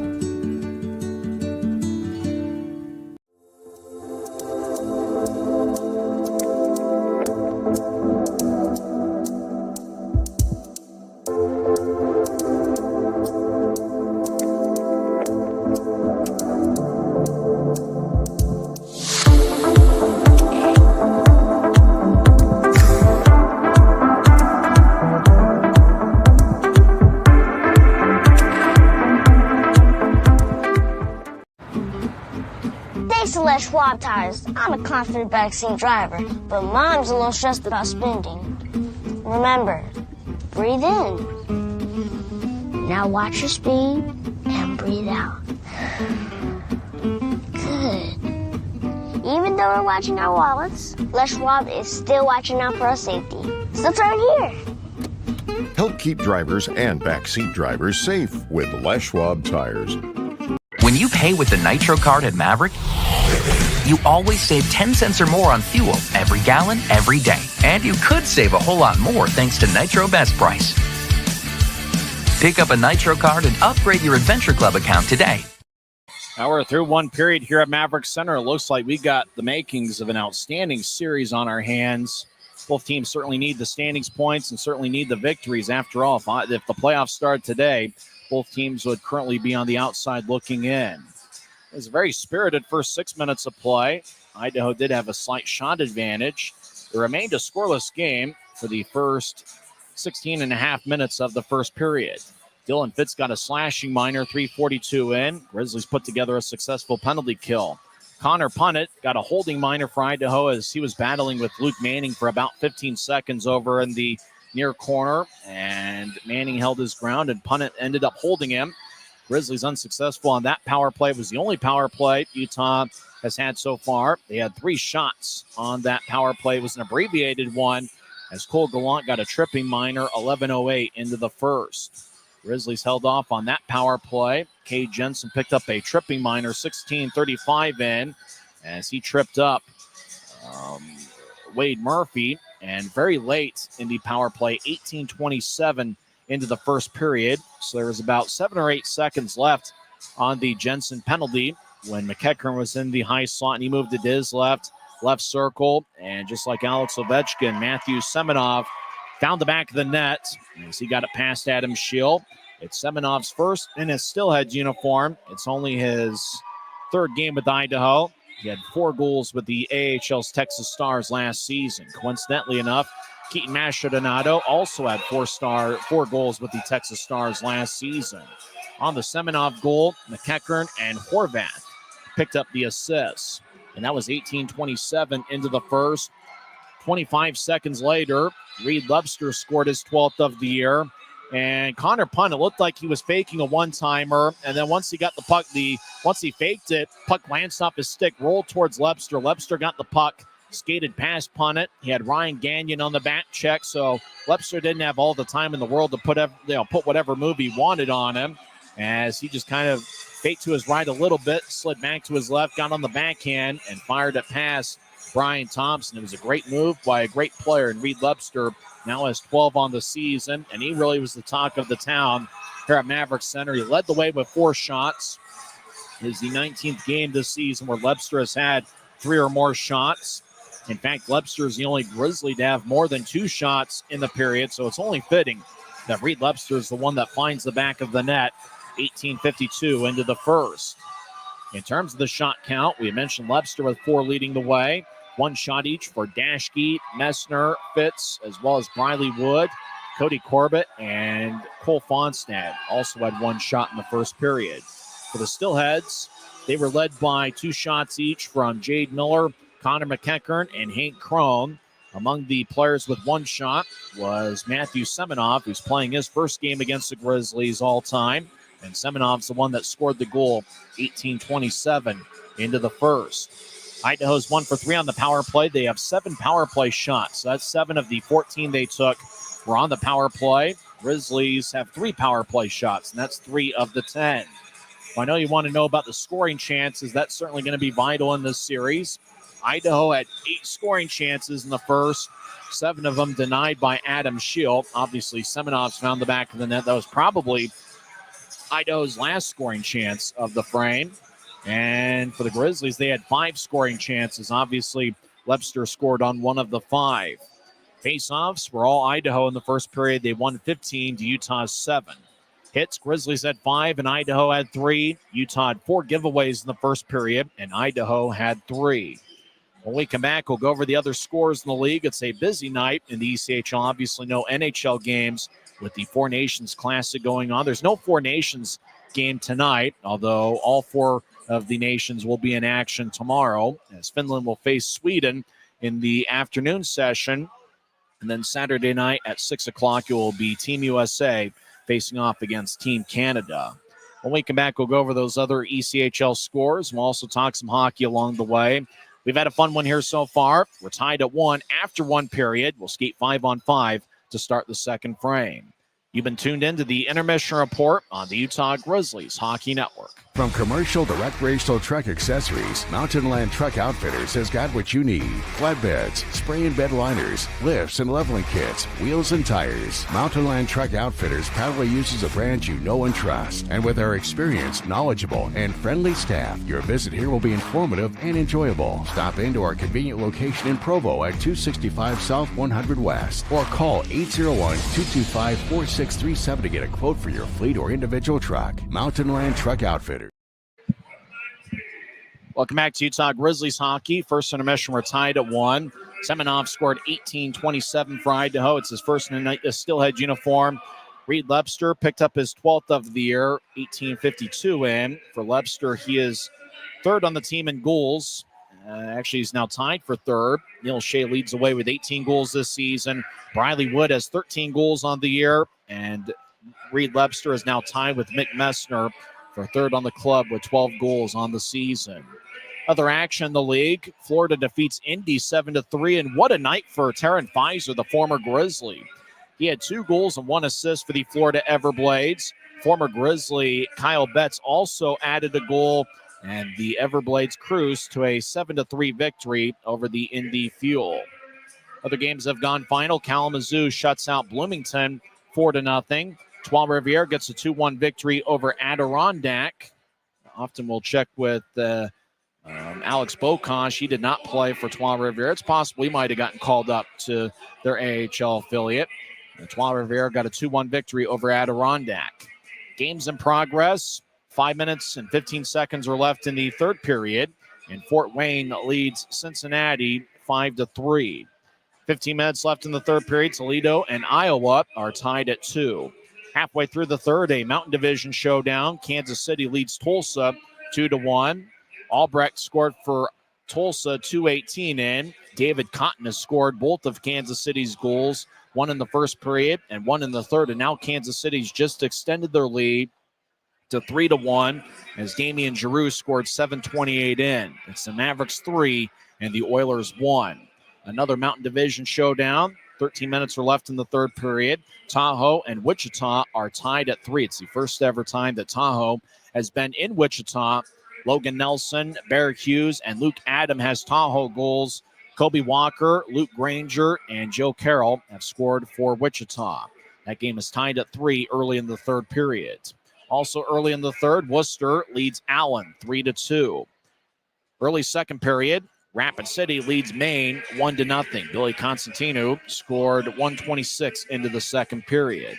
Remember, the Rapid City Rush are going to be in town next week to face the Grizzlies. Friday and Saturday night, February 21st and 22nd, will be Grizzlies Fight Cancer Weekend, presented by Mountain Land Supply Company. Your tickets at UtahGrizzlies.com. And then the Grizzlies will also face Rapid City on Sunday, February 23rd. So that's the league scores. We'll come back and talk some hockey. How about Reed Lebster? 4 shots in the first period. He was unbelievable during the Grizzlies road trip. And how about that forward line of Lebster, Gallant, and Luke Manning? Once again, those guys put together multiple scoring chances for Utah in the first period. It's the Grizzlies 1 and the Steelheads 1. We'll come back in 1 minute. You're tuned into the Intermission Report on the Utah Grizzlies Hockey Network. Every new day is a chance to be kinder to your body and your mind. U of U Health is here to help you build strength and confidence every day. Let us help you be a better you. U of U Health, official health partner for the Utah Jazz, Utah Hockey Club, Utes Athletics, and the Utah Grizzlies. Take the first step today at uofuhealth.org. When you buy tires at Les Schwab, you're getting more than just tires. You're getting America's best tire warranty, 60-day satisfaction guarantee, no hassle road hazard protection, and free maintenance for the life of your tires. So if something happens to your tire on the road, we'll fix it, or we'll replace it, no questions asked. Other places make you pay extra for that kind of protection, but at Les Schwab, it's included with every set of tires, because more warranty means less worry, and nobody stands by their tires like Les Schwab. Get more from less. Welcome back to Maverik Center. We're tied at 1 between the Grizzlies and the Steelheads. Idaho outshot Utah 14-10 in the first period. Steelheads had 8 scoring chances according to the off-ice officials, and Utah had 5. You know, during the Grizzlies' 4-game road trip, and Utah did get off to a fast start in all 4 games of the road trip. Grizzlies didn't score first tonight, but obviously they scored 25 seconds after a Steelheads goal, even though the box score on the ECHL app says that Semenov scored 16:38 in, and that certainly wasn't right. I think it was 18:27 in that Semenov had scored for the Steelheads. But nevertheless, you know, I think it's important for the Grizzlies to get off to a fast start. And as we mentioned, they didn't score first tonight, but they certainly responded on the following shift with Reed Lebster. You think about it, when tied after one period, the Grizzlies this season are 5-2-1-1. And when the Grizzlies have led after one, they are 7-3-0-2. And if you think about the road trip, you know, they had a lead in 3 of the 4 games, and they were tied in the other game, and the Grizzlies responded with a strong second period. I know we've mentioned the second frame quite often here, but the Grizzlies have had a lot of success in the second periods, and they did have success in the first 2 games of this series against Idaho a couple weeks ago. We keep referring to that because those, you know, the first 2 of the games of that series were certainly barn burners. If you think back to January 31st, the Grizzlies had 1 goal in the second period. That was an interesting low-scoring game. Idaho led 1-0 after 1, and then Adam Berg scored late in the second period. Nobody scored in the third frame, and then Hank Crone got the overtime game winner, and that was on January 31st. And then on the Guns N' Hoses night, you know, Idaho had a 2-1 lead after 1 period. Grizzlies responded with one in the second. Idaho had one early in the third period to take a 3-2 lead. Grizzlies tied it up late into the third period, and then Neil Shea scored the overtime game winner. Really, if you think about it, the Grizzlies had 6 first-period goals in the 4 games in the road trip. But if you look at the second period in the last 2 games, Grizzlies and Tulsa were tied at 1 on February 8th, and then the Grizzlies scored 2 unanswered second-period goals. Tulsa responded, scored 2 third-period goals, and then the Grizzlies won 7 seconds into overtime as Neil Shea acted as the hero, scoring unassisted. Grizzlies had a 1-0 lead after 1 and a 2-0 lead after 2 periods against Wichita on Tuesday night before the Thunder scored 2 unanswered in the third period. We got to overtime and then a shootout, and Wichita was able to come away with a victory. For the Grizzlies, this game is going to go past regulation? I don't know. 5 of the last 8 games the Grizzlies have played in have gone past regulation, and 2 of the last 3 games against Idaho has come past regulation as well. You know, we talked about that forward line of Manning, Gallant, and Lebster. As for Luke Manning, he's a +6 in his last 6 games that he's played in, and Manning was a +1 in the first period. For Reed Lebster, obviously, he scored the first period goal tonight. He now has a point in 9 of his last 12 games. And if you think about the road trip, Lebster had 6 points, 3 goals, and 3 assists in the 4-game road trip. And so he just continues with his hot ways. He's got a point in 5 straight games, and he's already up to 4 shots. He's on pace for 12 shots on goal here tonight. And Cole Gallant, he's been a consistent force for the Grizzlies. He has appeared in 114, make this now 115 games with Utah, where he has 14 goals and 54 assists. Gallant didn't get an assist on the Lebster goal tonight, but he is among the leaders of Grizzlies forwards in assists with 19 on the season. Now the officials are now hitting the ice, and when we come back in a couple minutes, we'll have second period action. Hey, Cam Levy's hanging out high atop section 114 trying to sell tickets. Looks like he's selling either group tickets or season tickets for next season. Cam Levy's in his second season in the Grizzlies office. When we come back, we'll have second period action. We'll also have some fun trivia, and we'll go over the Grizzlies' history on Valentine's Day during the second period as well. It's Utah 1, Idaho 1, and we're back in 1 minute. You're listening to the Utah Grizzlies Hockey Network.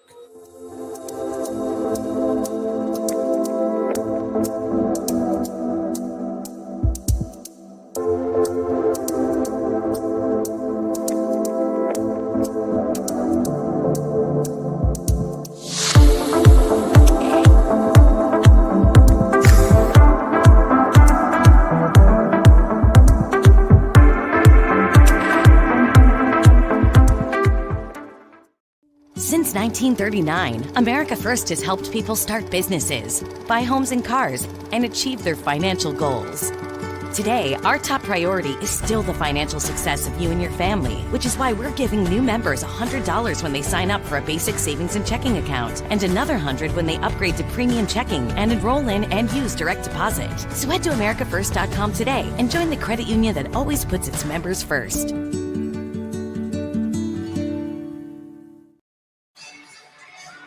Well, we're about set for second period action here at Maverik Center between the Grizzlies and the Steelheads. Don't forget, this is just the opener of a 3-game series, and for the Grizzlies, they're home for 6 straight games. And tomorrow night's going to be a ton of fun. It's going to be the Grizzlies' first ever fishing night. Now, the Grizzlies are wearing specialty jerseys, but it's not just specialty jerseys. They're going to wear shells. They're going to wear, shorts, pants, whatever you may call them. They're going to be of a fishing-themed color. The Grizzlies are also going to wear special socks. And you can get all of that on the Dash Auction app as you can bid on those game-worn jerseys that Utah will wear tomorrow here in the second of a 3-game set. And don't forget the Monday afternoon is going to be a special 3 o'clock start.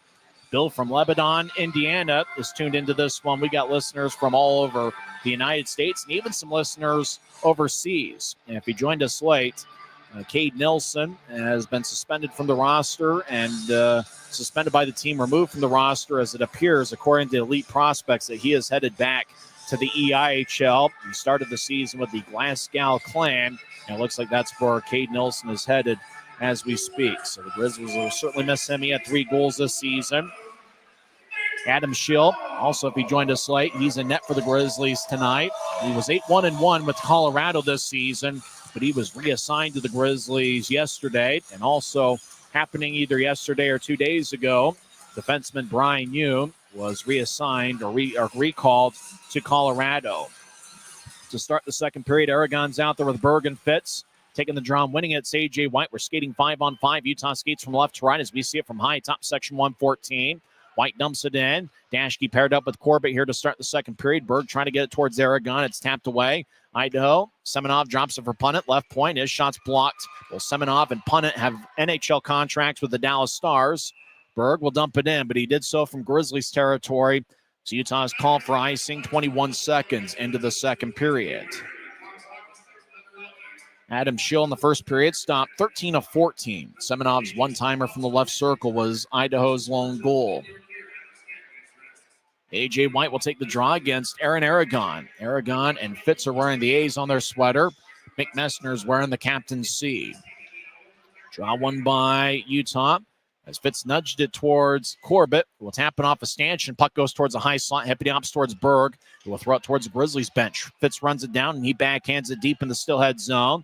As Aragon runs it down with good speed, tried to drop it off behind the net, but nobody was home. Steelheads get it to McEachern on a hot pass. Goes tape to tape. McEachern crosses center ice, and he'll zip it around the boards. Dashke will tap it past A.J. White out to center ice. Fonstad will kick it off in McEachern's skate. As Punnett will slide a long-range pass towards the left side for Register over the line. Register dropped it for White. White centered it. Picked off by Fonstad, who gets it to Wood. Wood crosses center ice, and on the back check, Wade Murphy took it away. Fonstad has a glance off of him. It goes into the Steelhead zone. Register runs after it, and he'll gallop after the puck gets it. As Register will toss it is right for Zins. It goes past him. As Pelton Bice danced around, he loses the puck to Fonstad. Grizzlies trying to get it to Fonstad off his stick towards the near wing wall in the Grizzlies zone. Murphy will drive it in deep. Chrome feeds it towards the left point. Nobody home. Briley Wood will backhand it to center ice. Murphy gets the loose puck. He shields Armstrong from it. As Murphy gets the Zins. Home run pass connects to Bice. Ty Pelton Bice down the middle of the ice. Lefty shot. And it's tapped off the Shields glove. Grizzlies ice the puck. And the whistle blows with 18 minutes and 18 seconds left in the second. Shield looks after his glove, looking at it, as he thought he should have snatched it cleanly. It bounced off his glove on the Bice shot, and then the Grizzlies iced it. 18-18's left in the second, and as Ryan Kanasowicz and Christian Horn talking things over. Hey, Jim Williams brought me nothing but cakes. That's terrific. I'll have to have that for after the game. Having a ton of fun here at Maverik Center. It's Valentine's Day after all. You have to have fun on Valentine's Day, even though I don't have any recollection of any other Valentine's Days I've had in the past. Idaho gets the puck in neutral ice as Harsh over towards Pelton Bice. Bice gets around Armstrong, but Fonstad took the puck away, steps over the offensive line towards the left corner, and Horvath will tap the puck away from him. Crone, cross-ice pass towards Murphy. It goes between his legs. Grizzlies in the offensive zone. Shea to Mastrodonato. He's in the left corner. He gets spun around. Now the Maestro up top to Jensen. Left point is shot. Is sticked away by Harsh. As Messner skates towards the left side. Back up top to Jensen, who tried to fire towards the net. And it glanced off of Harsh's stick, flies in the air, and Thompson leaps to make a catch over his head. He holds on with 17:41 left in the second. So Grizzlies will have an offensive zone draw. You know, we mentioned that forward line, Manning, Webster, and Gallant. That's the only forward line that stays intact in relation to what we saw on Tuesday night. The other three forward lines were shifted a little bit. Tonight, Shea's lined up with Messner and Mastrodonato. That's the three on the ice now. Jensen and Lincoln Earn have been a defensive pairing for now 2 or 3 games. And for Lincoln Earn, it's good to see him on the Maverik Center ice as a member of the Grizzlies. He played in 6 games against Utah last year, 2 with Newfoundland and 4 as a member of the Steelheads. Draw one by the Grizzlies in the offensive zone. Earn, high slot, righty shot is sticked away by Brendan Hoffman as Messner gets held up behind the net by Kumansis. Moynihan crosses center ice with speed. Grizzlies back defensively. Moynihan over the line, tried to chip it towards Hoffman. It goes off his stick. Shield will throw it off the end boards as Harsh gets it towards Moynihan, who got a stick lifted by Jensen. Hoffman to Kumatsis off his stick. Grizzlies come back the other way. Shea zips it ahead to Messner. Messner over the line, stops on the right side, surveys, tried to center towards Mastrodonato, and it bounced off his skate. Now Shea slot shot, and a save by Thompson. Shea looking for his 19th of the year. He had a good crafty look, but Thompson had a glance off his glove. We're still tied at 1. Hoffman gets it over Earn's stick. As Hoffman gets the puck, he'll skate towards the right side over the line. He's being shadowed by Corbett. Sharp angle shot hits the side of the net by Hoffman. Now Moynihan, right side one-timer, saved by Shield. He holds on. 16:53 left in the second. This is the 13th Valentine's Day game the Grizzlies have played in all time. The Grizzlies' record in Valentine's Day games is 4-5-1-2. I would think that the most memorable Valentine's Day game the Grizzlies have played in came on February 14th, 2008. That was a game where Bakersfield defeated Utah 7-6 in a shootout. Draws give me the right circle. We'll talk about that game here throughout the gameplay as Idaho wins the draw. Kanadi, right side lefty shot, bounced off of Shill's chest. Puck back up top. Zins across to Register off the boards. Register will throw it in deeper as Dashke pushes Steelhead. McCarty up top to Register. Register left point, fires towards the net, and it bounced off of Shill's right arm as Register chasing after the loose puck. And it goes up top. Zins, high slot. Try to get Kanadi to redirect it. It goes off his stick. Manning to the right side, avoids Kanadi's check, and he'll pitch forking out to center ice. Lepser chasing after. He's quicker than you think. Puck goes towards the Idaho blue line, and it's cleared back towards the Utah line. Run down by Cooper Jones. Jones ahead towards Dash, gets neutralized. Register gets there first, and they'll tap it off a stanch as the puck glides towards the right point of the Grizzlies zone. Grizzlies force it out to center as Zins will bounce it off of Gallant's skate. Cooper Jones gets the puck over to Lepster at center ice. Lepster, right wing, drives it in. Chasing after it's Aragon, and he blasts Trevor Zins in the right corner. Puck goes to A.J. White. He tapped it off of Adam Berg. Berg and White battle. Puck slides towards Semenov. He's on the left side. Drops from McEachern back to Semenov with good hands. Right side. Couldn't get much of a shot off, though, as the pass from McEachern handcuffed him. Punt it. Across. Gagnon right side. Righty shot. Glove saved by Schill. He snatched it about waist high in the butterfly position. He holds on with 15:36 left in the second. He mentioned that Valentine's Day game in 2008. In that contest, Ryan Kanaswich had 3 assists. The Grizzlies' current head coach was a +1 in the game, and he also had 10 shots on goal. Earlier this season, in fact, a couple weeks ago, we saw Keaton Mastrodonato have 10 shots in the game. Well, Ryan Kanaswich had 10 shots and 3 assists. The Bakersfield defeated Utah 7-6. Keith Johnson had 3 goals for the Grizzlies that night.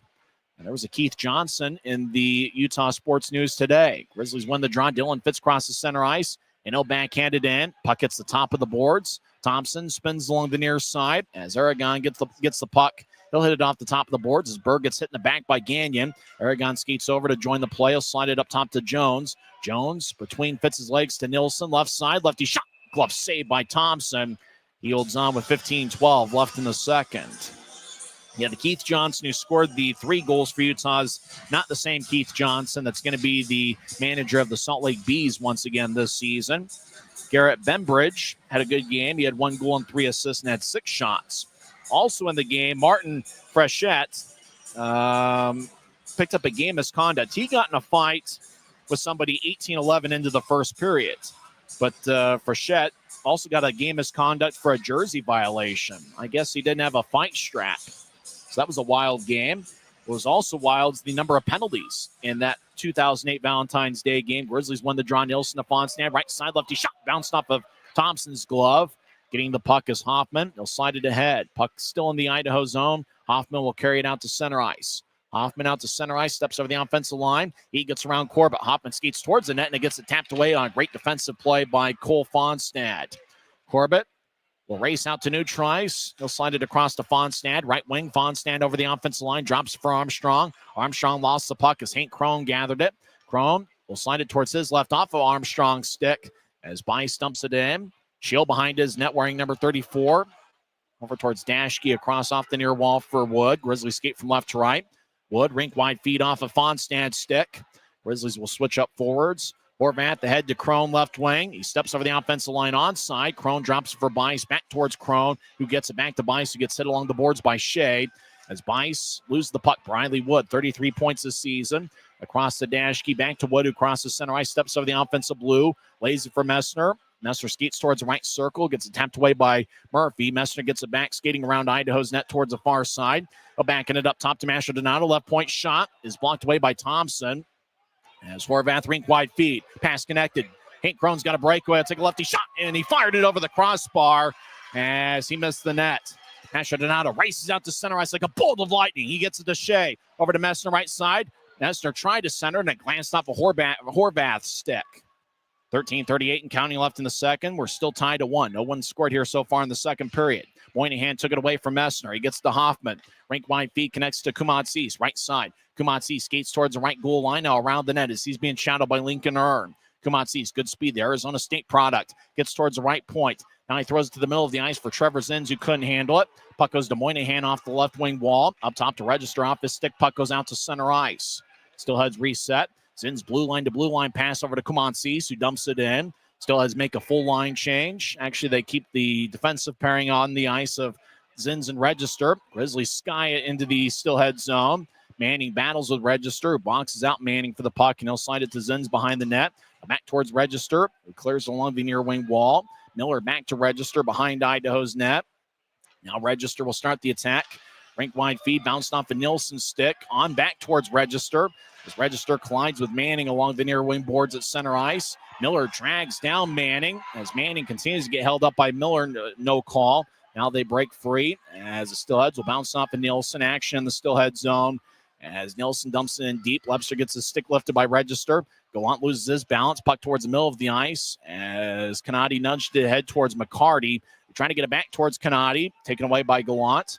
As Cooper Jones crosses center ice, steps over the offensive line, gets around Register, but Register pins Jones towards the boards. Zins gets hit by Webster along the right corner. As we played about 8 minutes into the second period, we're still tied at 1. Still adds 18 shots to the Grizzlies 13. So Idaho's got a 4-3 edge here in the second period. Still has come out of the pile with the puck. Canati will glance it off of McCarty.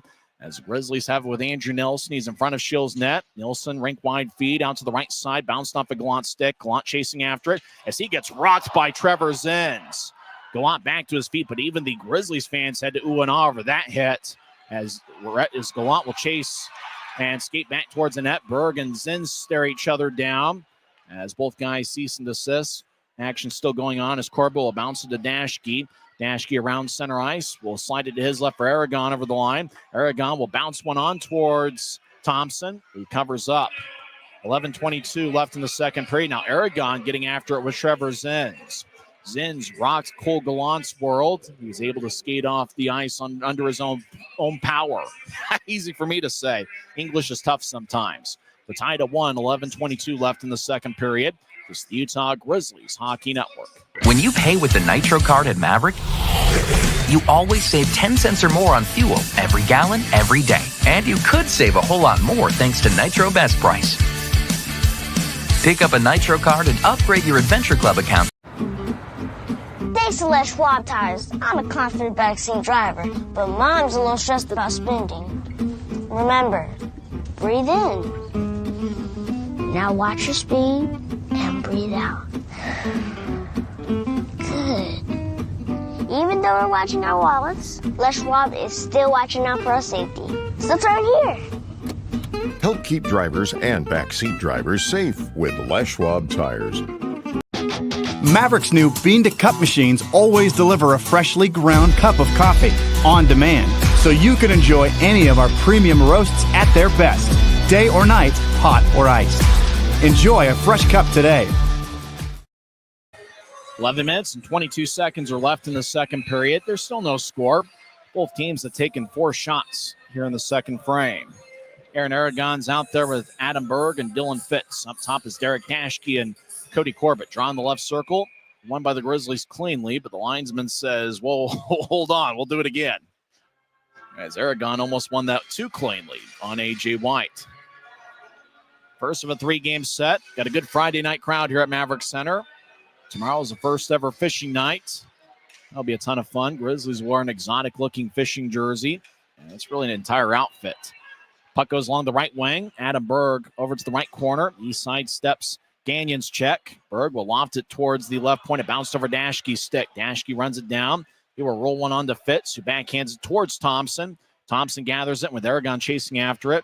Thompson keeps the play alive. Gagnon spins along the near wing wall. McEachern ahead looking for Semenov. He couldn't reach it.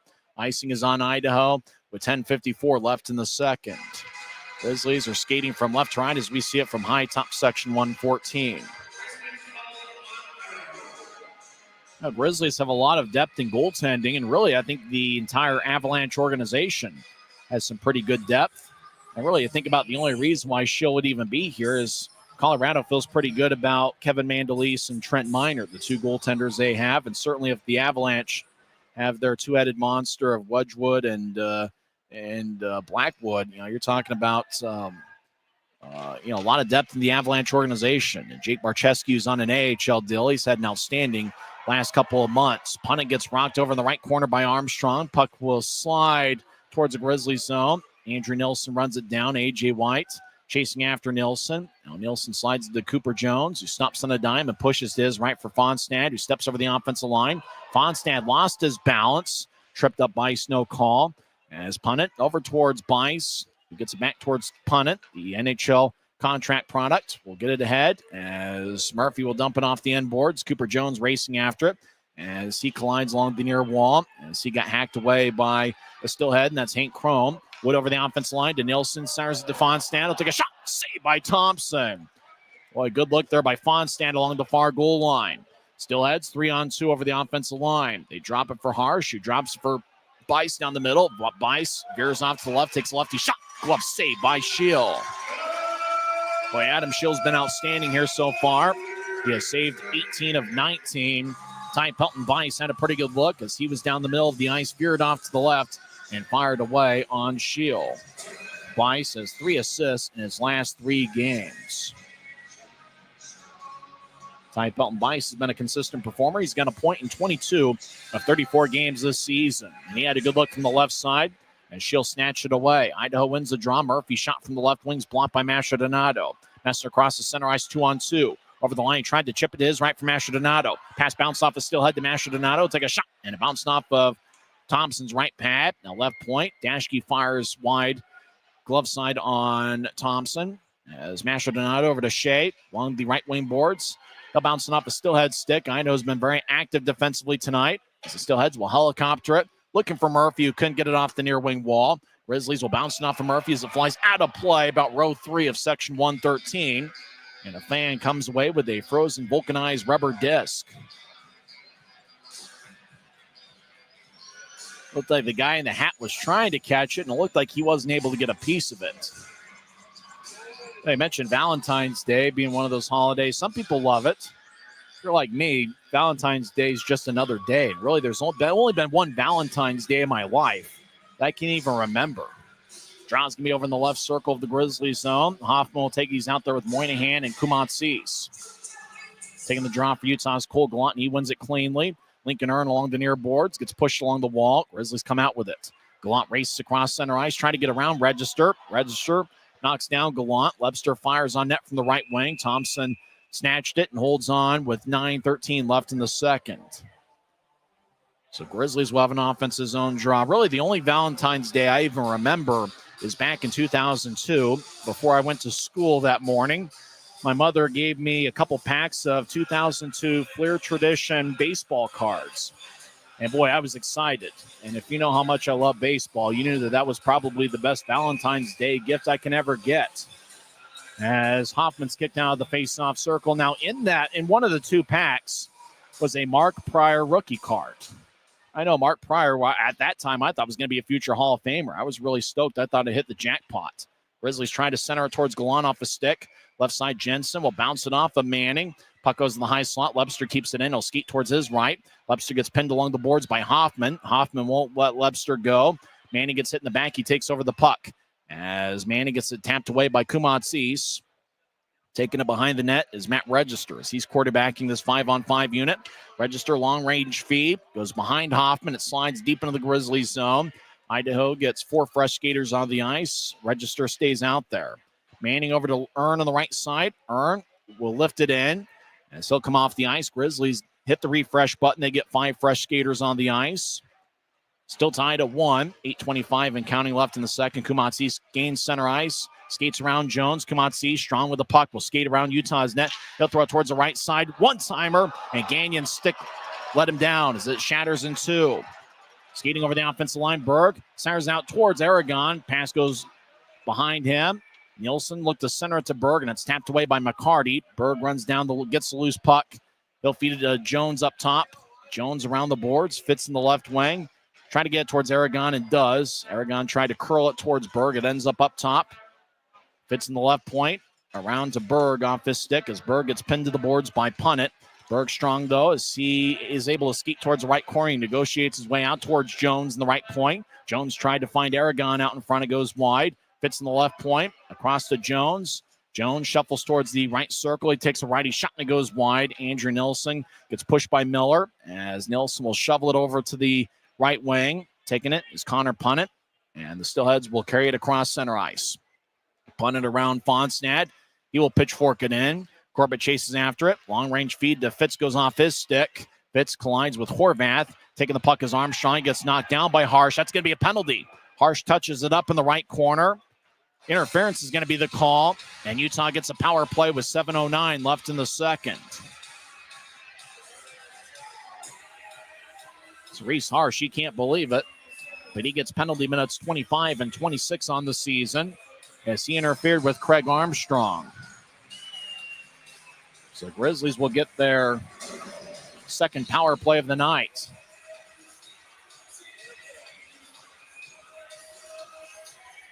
Referee David Lilly was behind the play. Probably could have called a trip or something to that effect, but interference is the call. Penalty is 12:51 into the second period. Idaho wins the draw. Register will zip it along the boards near side, and it goes past Dashke. Dashke runs it down. He gets it about 30 feet in front of Schill. Dashke skates towards the Steelheads bench, and he'll drop it from Asher Donato. Asher Donato's got 10 power play assists this season. He'll get the Fonstand across the center ice. He'll chip it to Messner over the line. Messner has been outstanding on the power play this season. He'll feed it up top to Dashke across to Asher Donato, right wing. Right side, slap shot, saved by Thompson. Puck still alive. Idaho will clear it off the near wing boards, but not out. Asher Donato up top to Dashke in the left wing. Dashke slides into Lebster. He's on the right side. Lebster will skeet towards the circle and drop it for Messner. Back to Lebster. Across to Asher Donato. Shoulder fake. Now he gets the Lebster high slot. He fakes a shot. Moves to Fonstad. Right circle. Fonstad at the dot. Across towards Asher Donato, who swings and misses on a one-time attempt. Meisher off the boards, gets it to Dashke. Over to Lebster, right side. Across Asher Donato. One-timer is blocked by Zins, who gets the puck, and he'll clear it all the way out. Boy, good play by Trevor Zins. He plays a blue-collar game, and he's been effective for Idaho this season. He's got a +5 rating. Grizzlies switch things up, and so do the Steelheads. Dashke out to center ice. We'll drop it for Shea. Shea races across center ice, races past Dashke, gets it to Gallant. Gallant on the right side, skates towards the corner, feeds up top to Dashke. Across to Asher Donato. One-timer goes wide. He didn't get all of it. As Gallant up top towards Dashke. As Dashke shoulder fakes in the left point. Gets it across to Gallant, who slides it back to Dashke. Dashke high slot. Fakes as he's got Miller standing nearby. Dashke over to Shea in the right wing. Shea skates towards the high slot. Takes a lefty shot. Saved by Thompson. He holds on with 5:29 left in the second period. And 20 seconds left in Utah's power play.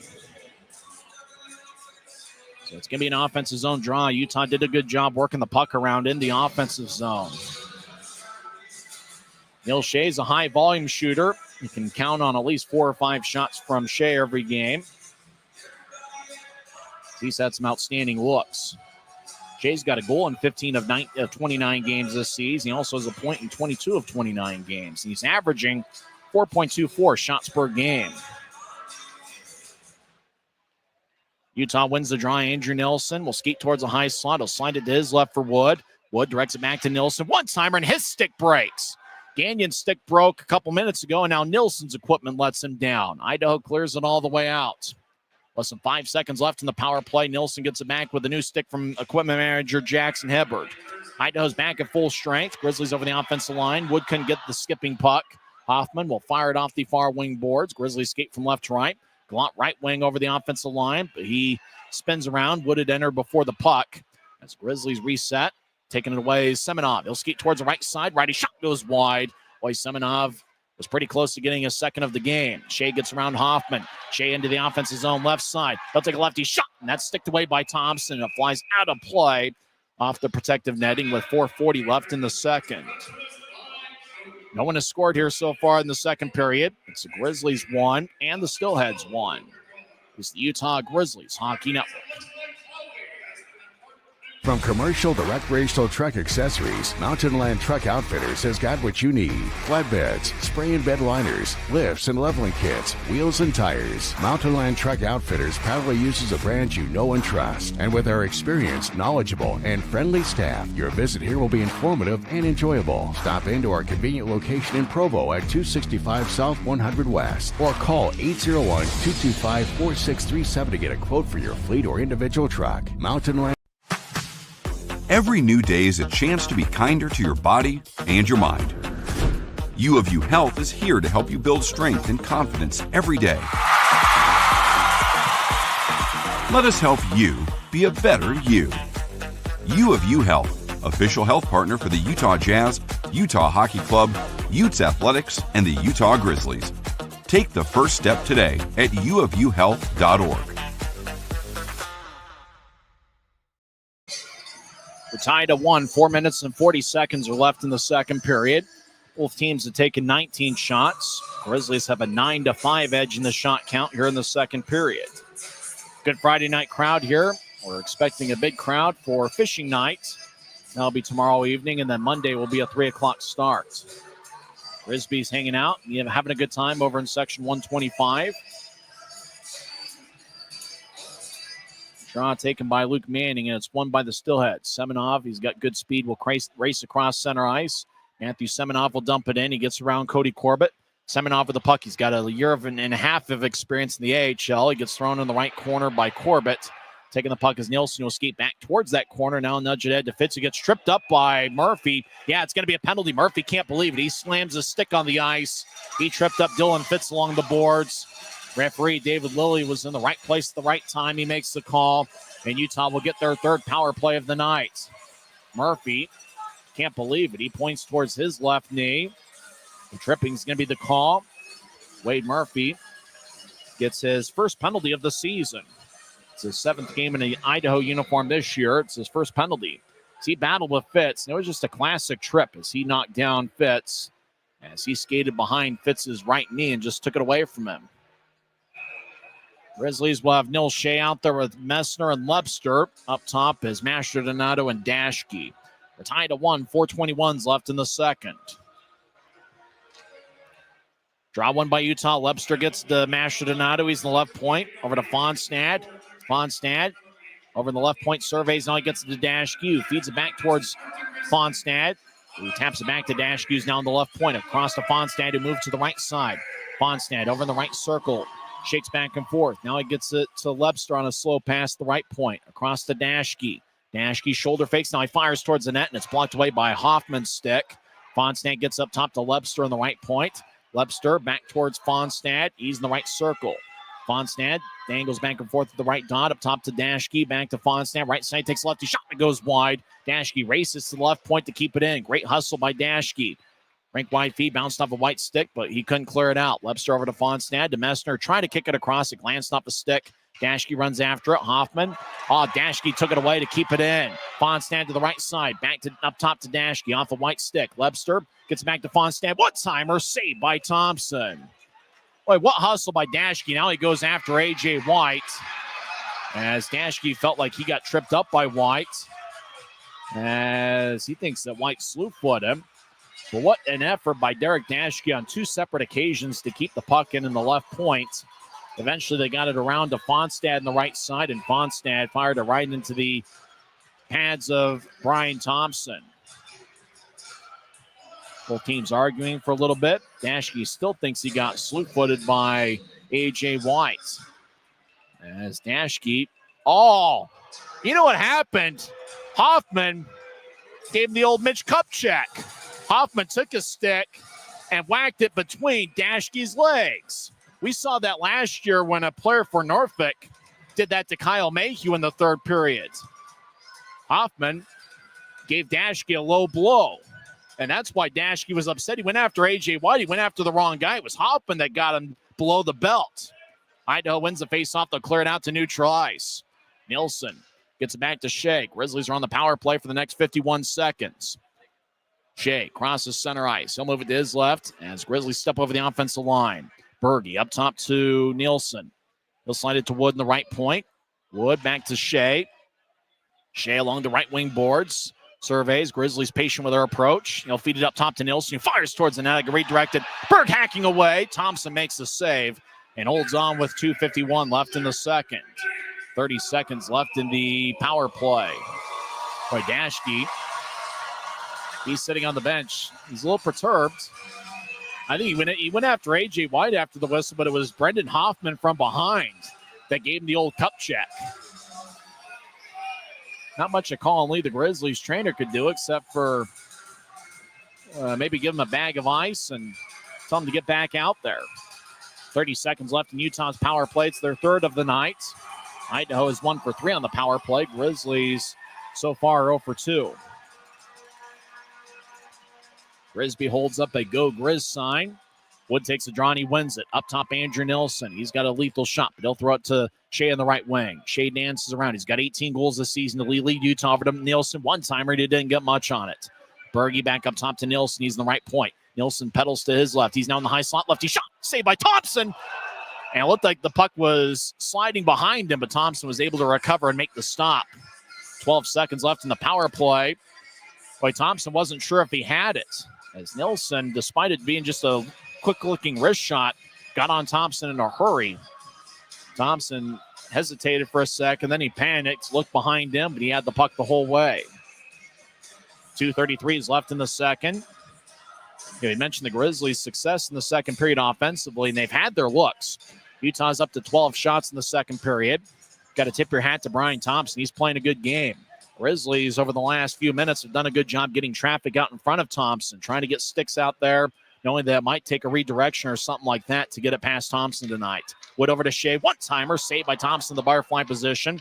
Puck flies and stays in play along the left wing. Idaho's back at full strength. Utah's 0 for 3 on the power play tonight.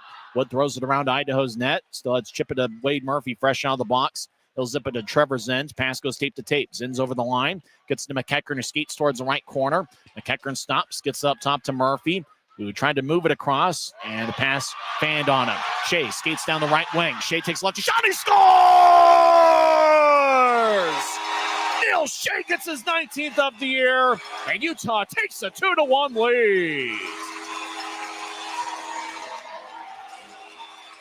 Oh, like a bolt of lightning, he just raced along the right wing, got towards the right circle, and fired it past Thompson. And with that, Utah now has a second period goal in 27 of their last 33 games. And for Neil Shea, now sets a personal career high with 19 goals. Shea just roofed it right over the right shoulder of Brian Thompson. He had the perfect accuracy. And Shea, I don't know if he's the fastest player on the team, but he certainly looks like it. Utah wins the draw, leading 2-1. Fitz dumps it in from the right side. But the whistle blows. Utah was offside with 1:51 left in the second. So that passes last season's total, where he had 18 with the Newfoundland Growlers. The interesting thing, though, he played in pretty much every game for Newfoundland until they folded. He had 18 goals in 64 games. And now he has 19 goals in just this being his 30th game. He's also spent some time in the AHL with Colorado this season. Utah leads 2-1. They win the offensive zone draw. Dashke back after getting a little bit of assistance over the last couple minutes. Bag of ice maybe, and hopefully he's okay. He might have to just skate it off. Cromwell moving out to center ice. Fans stop their feet as Horvath fell down around Armstrong. Grizzlies over the offensive line. Manning far goal line, skates around Idaho's net. Now Manning stops, drops it for Fitz. Fitz, shoulder fakes. Now he pivots back behind Idaho's net. He gets hit by Harsh. Puck goes to Idaho as A.J. White slides it towards Semenov. Semenov, a good player, will step over the offensive line. He'll get it to Krohn, right side. Lefty shot saved by Shield. Shield's helmet falls off, and the whistle blows with 1:12 left in the second. As Krohn fired away from the right side, it bounced off of Shield, and Shield lost his helmet, and quickly play had stopped. There's Adam Shield sporting a beard and a little bit of long hair. He might have had that beard and long hair when he was a member of the Steelheads a couple years ago. Last season, played in over 40 games with the AHL's Chicago Wolves. So Utah leads 2-1. Shea's goal was scored unassisted, so that means both of Utah's goals tonight have been unassisted. Reed Lebster, 18:52 into the first period, scored unassisted, and then Shea, 18:02 into the second period. appears to be an unassisted goal. Messner will take the drives out there with Mastrodonato and Shea. Grizzlies have outshot the Steelheads 14-6 in the second period. Idaho wins the draw. Puck bounced off the punt's skate. As taking the puck is Semenov. His first name is Matthew, 5'11", 190 pounds. Idaho skates towards the near circle. Grizzlies they clear it back to center. Gagnon will drop it over for Punnett. Punnett will slide it ahead. Blue line to blue line pass to Chrome. He's been outstanding again this season. Puck hit the opposite left point. Punnett keeps it in. Punnett skates down the middle. Lefty shot. Saved by Shield. Jones gets the rebound. He'll skate towards the left corner and drop it for Mastrodonato. Maestro over towards Messner. Races out to center ice. Messner, the Grizzlies captain, crosses center. He tried to zip it towards Mastrodonato in the right wing. Puck kicks back towards the center ice logo. And Nielsen drives it in. Mastrodonato right side. Righty shot. Saved by Thompson in the butterfly position. Fonstad left side. Skates towards the circle. He gets back checked. Hoffman took the puck away from him. Luckily, Fonstad's midsection was saved from Hoffman's stick. Hoffman will skate out to neutralize. I'll drop it. But that seemed like one of those shots that you see once a year. We saw it last year with Kyle Mayhew taking a shot below the belt against Norfolk. That player was suspended for a game. I wonder what's going to happen to Hoffman this year. Aragon will bounce it off of Fonstad, who gets the puck at the buzzer, and that will do it for 40 minutes of good defensive hockey. Grizzlies have done an outstanding job limiting Idaho's scoring chances. Utah outshot Idaho 15-6 in the second period. The only goal was scored by Neil Shea, who pretty much had a coast-to-coast breakaway along the right wing, got towards the right circle, and he fired it past Brian Thompson. Shea leads Utah with 19 goals this season.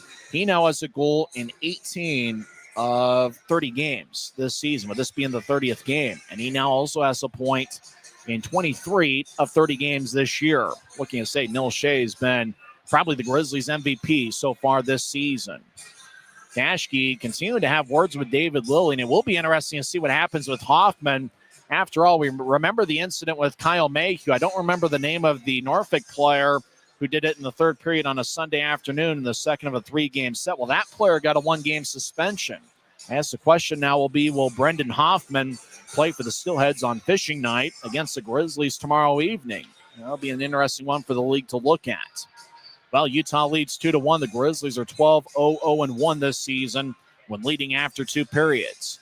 And when we come back, we will recap the first two frames. We'll also go over some scores from around the league. After two periods, it's Utah 2, Idaho 1. We're back in 2 minutes. This is the Utah Grizzlies Hockey Network. When you pay with the Nitro card at Maverik, you always save 10 cents or more on fuel every gallon, every day. And you could save a whole lot more thanks to Nitro Best Price. Pick up a Nitro card and upgrade your Adventure Club account today. When you buy tires at Les Schwab, you're getting more than just tires. You're getting America's best tire warranty, 60-day satisfaction guarantee, no hassle road hazard protection, and free maintenance for the life of your tires. So if something happens to your tire on the road, we'll fix it, or we'll replace it, no questions asked. Other places make you pay extra for that kind of protection, but at Les Schwab, it's included with every set of tires, because more warranty means less worry, and nobody stands by their tires like Les Schwab. Get more from less. We have one of sports' great traditions, the Coca-Cola can races here at Maverik Center. Fanta, Sprite, Diet Coke, and Coca-Cola. They're pretty much going to do a lap around the Maverik Center ice. Coca-Cola leads the season standings with 6 victories. Sprite and Diet Coke each have 4 wins, and Fanta has 3 victories on the season. Grisby is standing in a position where he might be able to rig this thing, but we'll see what happens. As Chloe says, on your marks, get set, and they're off. Sprite and Diet Coke are neck and neck. Now Sprite takes an early lead. Grisby nudges Diet Coke. Coca-Cola chasing after Sprite, but Sprite's got good speed and short legs. Sprite wobbles around the net to the left side of the ice as we're watching it. Sprite maintains the lead. Fanta's in dead last. Diet Coke presses Sprite. Diet Coke will race to the finish line. Does Grisby interfere? Grisby tried to get in the way. Diet Coke races past Grisby and goes past the finish line as Diet Coke gets the win tonight. Coca-Cola's in second. Sprite is in third. And Fanta is a distant, and I mean distant, fourth. Fanta, who just now is getting to neutralize, is getting a standing ovation. Fanta's going to finish last, but you know what? Looks like Fanta's having a good time. That's a Coca-Cola can race. Diet Coke gets the win tonight. And when we come back in 1 minute, we will recap the first 2 periods of play. It's Utah 2, Idaho 1. It's the Utah Grizzlies Hockey Network. Since 1939, America First has helped people start businesses, buy homes and cars, and achieve their financial goals. Today, our top priority is still the financial success of you and your family, which is why we're giving new members $100 when they sign up for a basic savings and checking account, and another $100 when they upgrade to premium checking and enroll in and use direct deposit. So head to americafirst.com today and join the credit union that always puts its members first.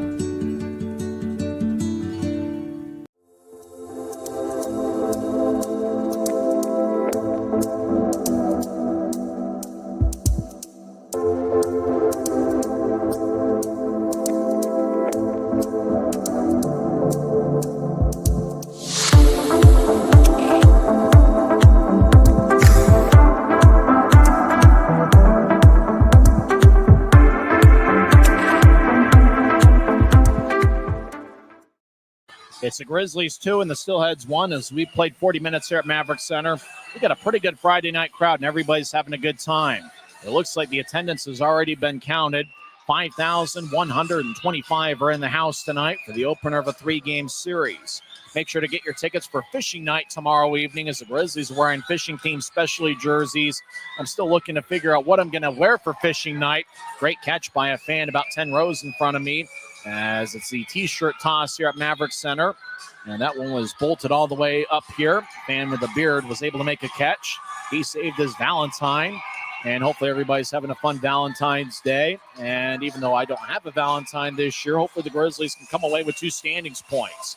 We thank all the Idaho Steelheads fans for tuning in as well on Flow Sports, as well as our audio coverage on the Grizzlies YouTube channel. Well, the Steelheads scored first. Right now, the ECHL box score on the app has the goal listed at 16:38, but we know that's not right. It seemed like the goal was scored 18:27 in, and that was a one-timer from Matthew Semenoff, who's in his 3rd game with Idaho. It's his 5th pro goal. He had 4 goals last season with the AHL's Texas Stars. 25 seconds later, it was Reed Lebster scoring unassisted as Lebster picked up his 12th of the year. As Connor Punnett had the puck in the high slot offensive zone, he faked a one-timer, dropped his puck, dropped the stick. Puck glanced off his stick. Lebster got it and then raced coast to coast down the middle. He didn't have a ton of move to put a creative finesse move on him, but all he was able to do was kind of slide it, got a backhand shot past the right pad of Thompson for an unassisted goal. Lebster was with his 12th of the year. He now has a point in 5 straight games. He has 4 goals in his last 5 games. He scored 18:52 into the first, and that tied it up at 1. It was tied at 1 after 1 period. Idaho outshot Utah 14-10. In the second period, the Grizzlies outshot the Steelheads 15-7. Utah had 7 scoring chances in the second period, meaning they have 12 through 2 periods. Idaho had 4 scoring chances in the second period, and they have 12 through 2 periods. So both teams with 12 scoring chances through 2 frames. And it looked like it was going to be a 1-1 tie after 2 periods. It was a 1-1 game for quite a while. Both teams had a couple power plays in the second period. Actually, the only team that had a power play in the second was the Grizzlies. They had 2 power play opportunities. They didn't capitalize on either one. Murphy's tripping minor was 15:39 in, but it was about 24 seconds or maybe 23 seconds after Utah's power play ended. Neil Shea got the puck. He just skated along the right wing like a bolt of lightning, got towards the right circle, and he fired it past Brian Thompson's right shoulder to give Utah a 2-1 lead. Interestingly enough, both of the Grizzlies' goals tonight have been unassisted. As Shea got his team leading 19th of the year, and he set a new personal career high, not only in the pros, but he didn't have more than 18 goals in any college season, and even in the USHL with the Chicago Steel, didn't have 19 or more goals in that league as well. So a personal career high for Neil Shea, who now has 19 on the year. Shea leads skaters from both teams in shots with 5 through 2 periods. Reed Lebster has 4 shots. All 4 of those shots came in the first period. Cole Fonstad ended up with 4 shots. 3 of those came in the second period. That's about where Fonstad's averaging as of late. He came into play tonight with 26 shots on goal over his last 7 games. He's already at 4 tonight. For the Grizzlies, nobody has 3 shots, but 2 shots each for Nielsen, Mastrodonado, as well as Mick Messner, then 1 shot each for a handful of Grizzlies. Adam Shields hung in there in net. He has saved 20 of 21. On the other side, Brian Thompson has saved 23 of 25. For the Steelheads, they've been pretty balanced in their shot attack. Ty Pelton, Bison, Hank Crone each lead the way with 3. Crone had a breakaway where he was denied by Schill in the second period. Jade Miller has 2 shots. So does Connor McKecker, and then a bunch of Steelheads with 1 shot on goal through 2 periods. You're through 2, and Utah has a 2-1 lead. Idaho's 1 for 3 on the power play. Utah's 0 for 3. In terms of power play shots, Grizzlies have 9 power play shots, and Idaho has 7. And obviously, Idaho did not have a second period power play. All 7 of those power play shots came in the first frame. In terms of giveaways, Grizzlies had 10 in through 2 periods. Idaho has 5. Grizzlies with 10 hits. Idaho with 12 through 2 periods. Idaho in the first period won the face-off battle 15-7. But in the second period, the Grizzlies responded, and they won the face-off battle 12-9. So through 2 periods, to do some basic math, Idaho has an edge 24-19. When we come back, we'll go over some other league scores. One score of note, Florida defeated Indeed 7-3. And in that game, former Grizzly Taryn Pfizer had 2 goals and 1 assist for the Everblades. Former Grizzly forward Kyle Betts also had 1 goal. We'll come back and give you the other league scores on the other side. It's the Grizzlies 2 and the Steelheads 1. We're back in 2 minutes on the Utah Grizzlies Hockey Network. When you pay with the Nitro card at Maverik, you always save 10 cents or more on fuel every gallon, every day. And you could save a whole lot more thanks to Nitro Best Price. Pick up a Nitro card and upgrade your Adventure Club account today. From commercial to recreational truck accessories, Mountain Land Truck Outfitters has got what you need. Flatbeds, spray and bed liners, lifts and leveling kits, wheels and tires. Mountain Land Truck Outfitters proudly uses a brand you know and trust. And with our experienced, knowledgeable, and friendly staff, your visit here will be informative and enjoyable. Stop into our convenient location in Provo at 265 South 100 West or call 801-225-4637 to get a quote for your fleet or individual truck. Every new day is a chance to be kinder to your body and your mind. U of U Health is here to help you build strength and confidence every day.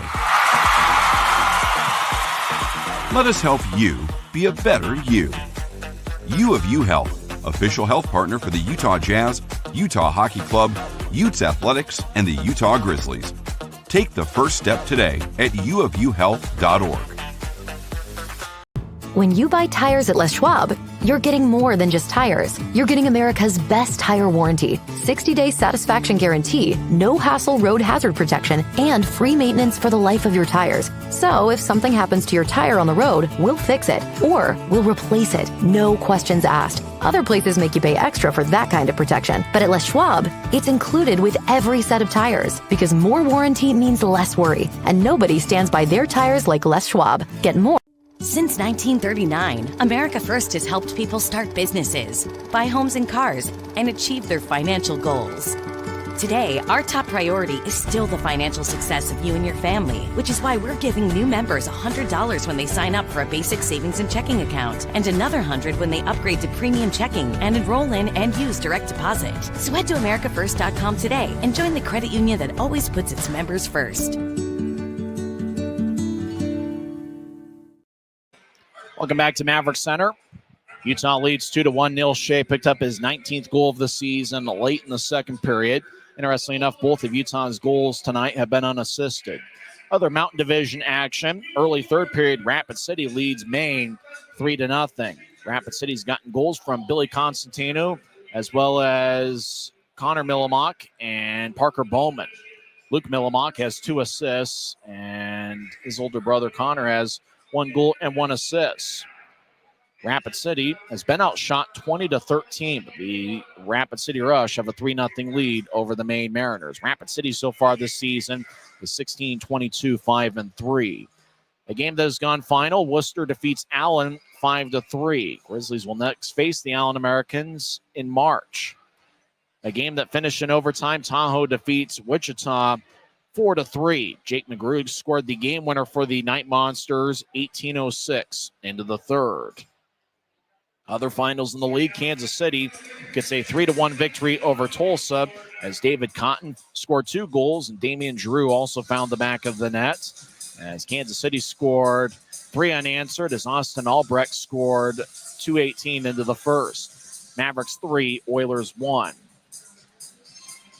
Iowa came back and defeated Toledo 4-2 as the Heartlanders scored 2 unanswered in the third period. They come away with the victory. Fort Wayne defeats Cincinnati 5-4. Despite Fort Wayne scoring 5 goals, Kyle Mayhew was left without a point. He was a +1 and had 2 shots for the Fort Wayne Comets. Mayhew's been one of the best defensemen in the league this season. Trois-Rivières defeats Adirondack 2-1, and Kalamazoo shuts out Bloomington 4-0. Got a good crowd here at Maverik Center tonight. It's already been announced, 5,125 are in the house. When we come back, we'll have third period action. We'll also talk some other hockey items on the other side. It's Utah 2, Idaho 1. This is the Grizzlies Hockey Network.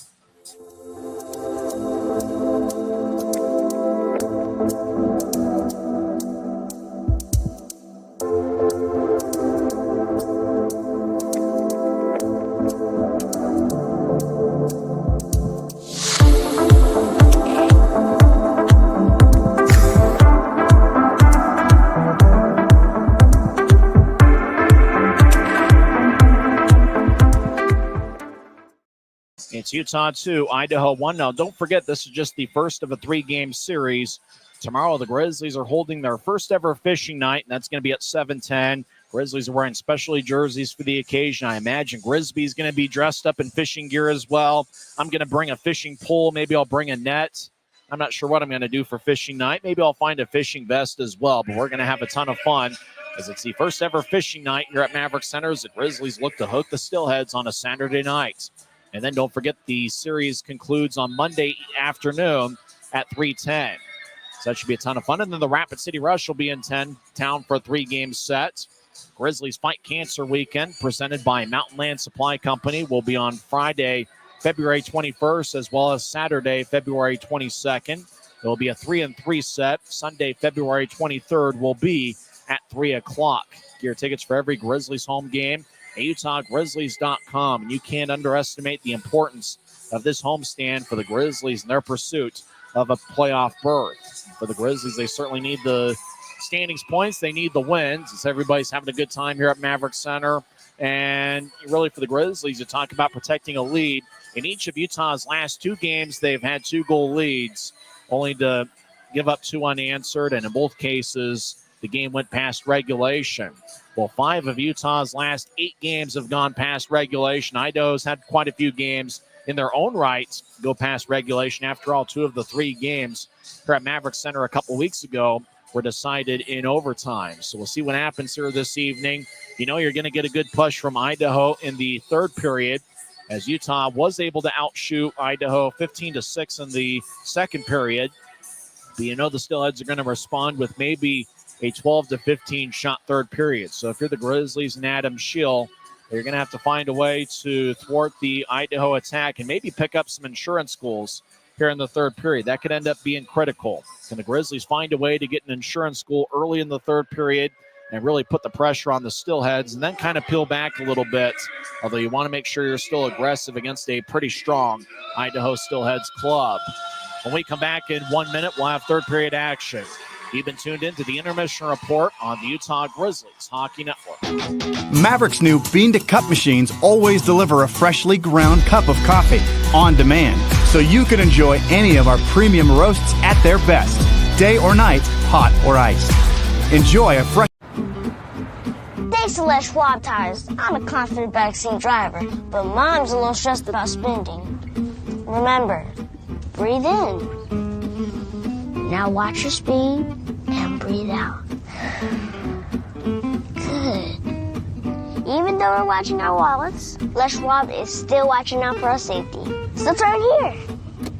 Help keep drivers and backseat drivers safe with Les Schwab Tires. From commercial to recreational truck accessories, Mountain Land Truck Outfitters has got what you need. Flatbeds, spray and bed liners, lifts and leveling kits, wheels and tires. Mountain Land Truck Outfitters proudly uses a brand you know and trust. And with our experienced, knowledgeable, and friendly staff, your visit here will be informative and enjoyable. Stop into our convenient location in Provo at 265 South 100 West or call 801-225-4637 to get a quote for your fleet or individual truck. Mountain Land Truck Outfitters. We're about set for third period action. I certainly hope they're not looking at me on Flow Sports. We got a lot of fun stuff happening on the ice. The Grizzlies will start the third period with Dylan Fitz along with Adam Berg and Aaron Aragon with a defensive pairing of Cody Corbett and Derek Dashke. Idaho will start the third period with A.J. White, who's out there with Connor McEachern, and I think that's Hank Crone. And hi to everybody on Flow Sports. I'm sure they don't want to see me. They want to see the action on the ice. As 20 minutes are put on the scoreboard clock. As Aragon will take the draw against A.J. White. Fans having a good time. We got an outstanding crowd here this evening. Draw won by Idaho as lifting it into the zone's Connor Punnett, who was just sent back to the Steelheads from the AHL's Texas Stars earlier today. Idaho skates from left to right here in the third period. Berg will tap it away. Berg crosses center ice, gets around Punnett. Berg strong with the puck. Now battles with McEachern as Berg overskates it. Taking the puck is Hank Crone. As Crone dances around Punnett. Now he gets around Fitz. Crone skates across center ice and he'll drive it in. Shield net for Utah's Corbett to the left corner. Will bounce it off of a Steelhead as Armstrong will lunge it towards Wood. Wood will tap it towards center ice. It bounced off of Punnett about waist high as Dashke gets it towards Wood, who gets around White. He'll slide it to Armstrong over the line. Armstrong left side shot is sticked away by Ryan Gagnon. As Gagnon's second stick tonight as he broke one in the second period. Andrew Nelson ahead to Armstrong, who pivots. He'll feed it across to Fonstad. Steps over the offensive line left wing. Fonstad skates towards the left goal line, and he'll cycle it back towards Andrew Nelson, who fires towards the net and goes wide as he missed the net glove side on Brian Thompson. His backup tonight is Brian Wilson as Armstrong knocked down Semenov and tried to skate back in and was offside. So draw's going to be at neutral ice near the Steelheads bench as we have played 1 minute and 8 seconds into this third period. No one has taken a shot so far in the final frame. Grizzlies are undefeated in regulation when leading after 2 periods with a record of 12-0-0-1. As they lost in a shootout to the Wichita Thunder on Tuesday night, and that was after leading 2-0 after 2 periods. Idaho dumps it in. Nielsen behind his net. He'll backhand it towards Wood, who shuffles it out to center ice. Puck picked off by Register. Rink wide feed connects to Bice, who skates towards the right side, drops for Murphy. Fancy move behind his back, but Armstrong took the puck away. Wood gets to Fonstad across center ice. Fonstad over the offensive line. He'll dump it in. Wood chases after it. Register gets there first, and he'll zip it towards the far wing wall. As Semenov will throw it behind his back for Murphy, who crosses center ice. Murphy dumps it in. As it looks like the Steelheads have shuffled up the forward lines as Semenov is now playing with Bice and Murphy here in the third period. Kumatsis right side. His lefty shot goes wide. Jensen trips up Kumatsis as Kumatsis keeps the play alive. Delayed penalty. Kumatsis gets pushed towards neutral ice. Now Kumatsis will skate back into his own zone. As the Steelheads will slide it over towards Trevor Zins. Idaho scored 2 delayed penalty goals in the series a couple weeks ago. As racing across center ice is Brendan Hoffman. Over to Moynihan, right side over the line. He'll drop it for Crone. Crone dancing the right side. Over to Kumatsis. Back towards the middle of the ice looking for Horvath. It glanced off of his skate. Grizzlies touch up. And Idaho's going to get their 4th power play of the night as Cade Jensen picks up his 2nd minor penalty as he tripped up a Steelhead as he was falling down. Jensen got a tripping minor 16:35 into the first, and he goes to the box 2:20 into the third period. Ryan Kanasowicz talking things over with referee David Lilly. It's kind of interesting. We saw a call in the Grizzlies road trip where a Grizzly player fell down, tripped a Steelhead, tripped an Oiler, and then a Tulsa player tripped a Grizzly, and both guys got the penalty. And Jensen, as he was down, tripped up Kumatsis. It did look like a pretty good call by referee David Lilly, who's on his own tonight. It's Ryan Kanasowicz having some words. He certainly disagrees with the call. I think Kanasowicz said, "You messed up," or something to that effect. As now David Lilly talking things over. Oh no, Ryan Kanasowicz has picked up an unsportsmanlike conduct penalty. And now it's going to be a 5-on-3 in a 1-goal game. Kanasowicz can't believe it. It looks like somebody, if it's not Kanasowicz, it's somebody on the bench that picked up a bench minor for unsportsmanlike conduct. I'm not sure if it was Kanasowicz or if it was one of the players, or maybe assistant coach Christian Horn. Either way, somebody got teed up and Lincoln Earn goes to the box. And so Utah is now down to 4 defensemen. Everett Sheen, this would probably be a smart time for Idaho to call their one timeout. Steelheads, instead of calling a timeout, are going to bring a separate 5-man unit on the ice. That features Murphy, White, Crone, Harsh, and Pelton Bice. 5-on-3 for 2 minutes. Jensen got 2 for tripping. And the Grizzlies picked up a bench minor for unsportsmanlike conduct, I believe, as somebody got teed up on the Grizzlies bench. I'm not sure if it was Kanasowicz or if it was one of the players. Not sure who it's on, but it is a bench minor. Lincoln Earn is representing the Grizzlies in the box. That doesn't necessarily mean that Earn was the one that did the chirping. Idaho wins the draw, 5-on-3 power play for 2 minutes. Utah leads 2-1. Hank Crone gets it on the right side after Idaho won the faceoff. They'll get it over to Harsh. He'll feed it over to the right side for Pelton Bice near the goal line. Over to Harsh. One-timer saved by Shield. Rebound shot saved by Shield again. Actually, that second shot was blocked by Corbett. He'll fire it off the near wing glass and clears it out. Great job by Cody Corbett and company. 1:35 left in the 5-on-3. Harsh races across center ice, steps over the offensive line, drops it for Murphy. Murphy gets pushed by Masher Donato in the back. Puck goes up top to Crone, across to Bice. He's just outside the right circle. Bice chips to White, near goal line, back to Bice. Right circle, back to White. White feathered it across it, glanced off a Corbett's stick. White behind the net. Gets to Murphy, who feeds it up top to the left point. Harsh will switch places with Crone. Now Harsh will drop it for Crone, who lunged it over to Murphy. Back to Harsh down the middle of the ice. Over to Bice, right side. He'll take a lefty shot. Saved by Shield. He holds on with 16:46 left in the third. Bice just fired it off the Grizzly logo at the front of the jersey, probably hoping for a rebound, if nothing else. Shield was able to snatch it. 1:06 is left in the 5-on-3. 16:46 is left in the third period.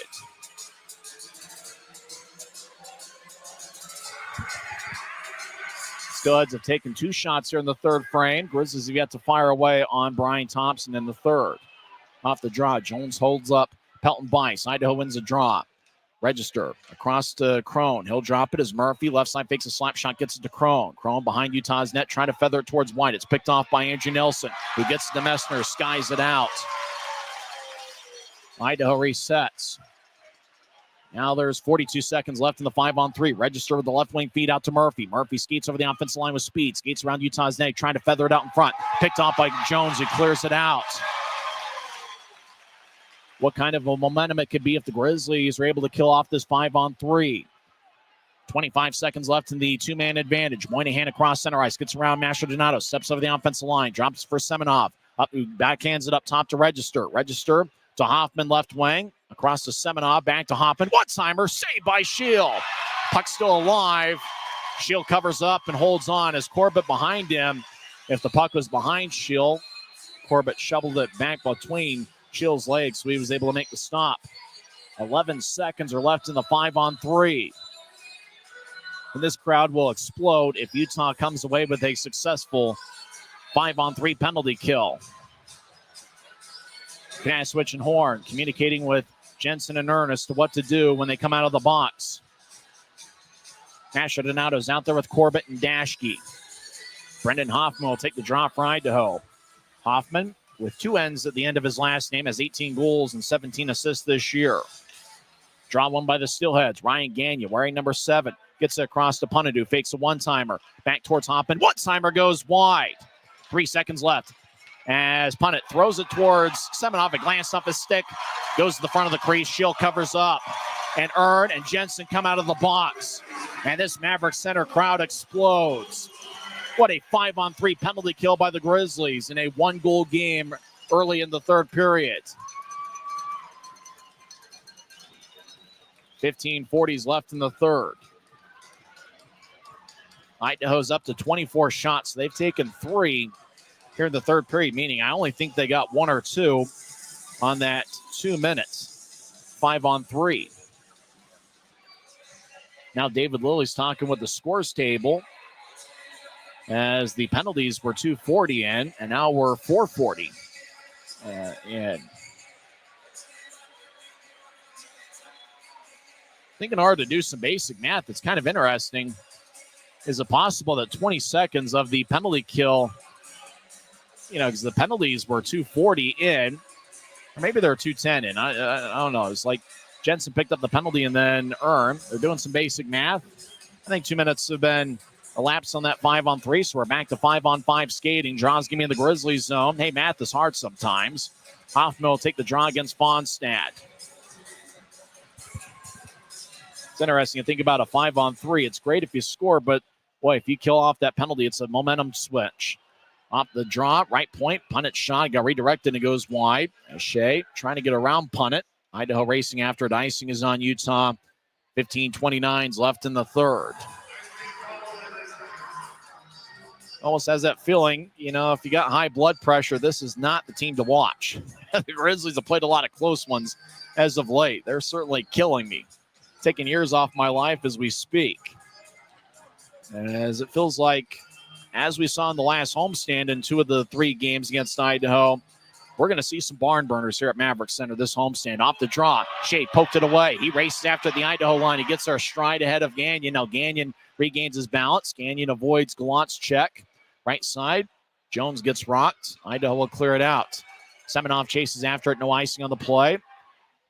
Nilsson gets the skipping puck. Hoffman cuts it off on the right side, trying to center it out in front. Puck lands off a stick. Andrew Nilsson head to Shea along the near boards. Shea moves it out to center where Gagnon recovers for Idaho. He'll get it over to Semenoff. Right side, he skips it out in front towards Hoffman. Puck skipped off his stick and glides towards Schill. Gets it on one hop of the ice. Fields on with 14:56 left in the third. So even though the Steelheads haven't scored here in the third period, they have developed a bit of offensive zone time. The Grizzlies certainly had to work hard on that penalty kill. Draws going to be in the Grizzlies zone as a fan chugs a beverage of his choice, and he slams the can on his forehead. Now he drops the can. Hopefully he's not driving home tonight. Slammed it once again, and he flexes to the Maverik Center crowd. Having some fun here on a Friday night. First of a 3-game set for the Grizzlies. It's the first of 6 straight here at Maverik Center. Fans see themselves in the video board, and they start chugging away. Jade Miller will take the draw against Luke Manning. Manning's a +6 in his last 6 games, and Manning is a +1 tonight. Off the draw, Webster has a glance off his stick out to center ice. Idaho will rainbow it back in. Gloved and dropped by Shield to keep the play alive. Jensen whips it along the far wing wall. Webster has a glance off his stick. He chases after it deep in the Steelhead zone. Webster gets there stride ahead of Register. Webster gets held up by Register, and Idaho comes out with a puck. Trevor Zins races down the middle of the ice. Now glide the puck towards his right. McCarty races across the offensive line. Mason McCarty around Utah's net towards the far side. Now he reverses his field. Idaho tattoos off the near boards. Zins fires towards the net. It goes wide. Zins has 1 goal this season that came against the Grizzlies in early January at Idaho Central Arena. Webster took it away as Idaho trying to get it up top to Register. Now the puck will wobble towards Thompson, and he will snatch it. And a very late whistle. Looked like Thompson, once he realized the whistle might not blow, he decided he was going to move the puck, and then the whistle blew. 14:06 is left in the third. Still 2-1 Grizzlies. Shield trying to get some air on his net, as he's had to work pretty hard in this third period. There'll be an offensive zone draw for the Grizz, as Utah will have Corbett and Dashkin. If he joined us late, Brian Yu, the talented defenseman, was recalled to Colorado. Dashke pretty much all year had been playing with Brian Yu, and now Cody Corbett joins that pairing with Dashke. Idaho wins the draw, and with a gentle push and a mild arc, the Old Biscuit goes to neutral ice. McEachern will slide it along the boards. Shield cuts it off behind his net. Dashke around to Corbett. You're trying to get it towards Fitz. It's tapped away by McEachern, who gets it in deeper into the Grizzlies zone. Aragon tried to move it to Fitz. It glanced off an Idaho stick. White gets his stick lifted by a Grizzly. No call on the play. As White back to his feet. Fitz with the puck. He crosses center ice. And he'll whip it around the boards as the puck takes a rough ride towards the far corner.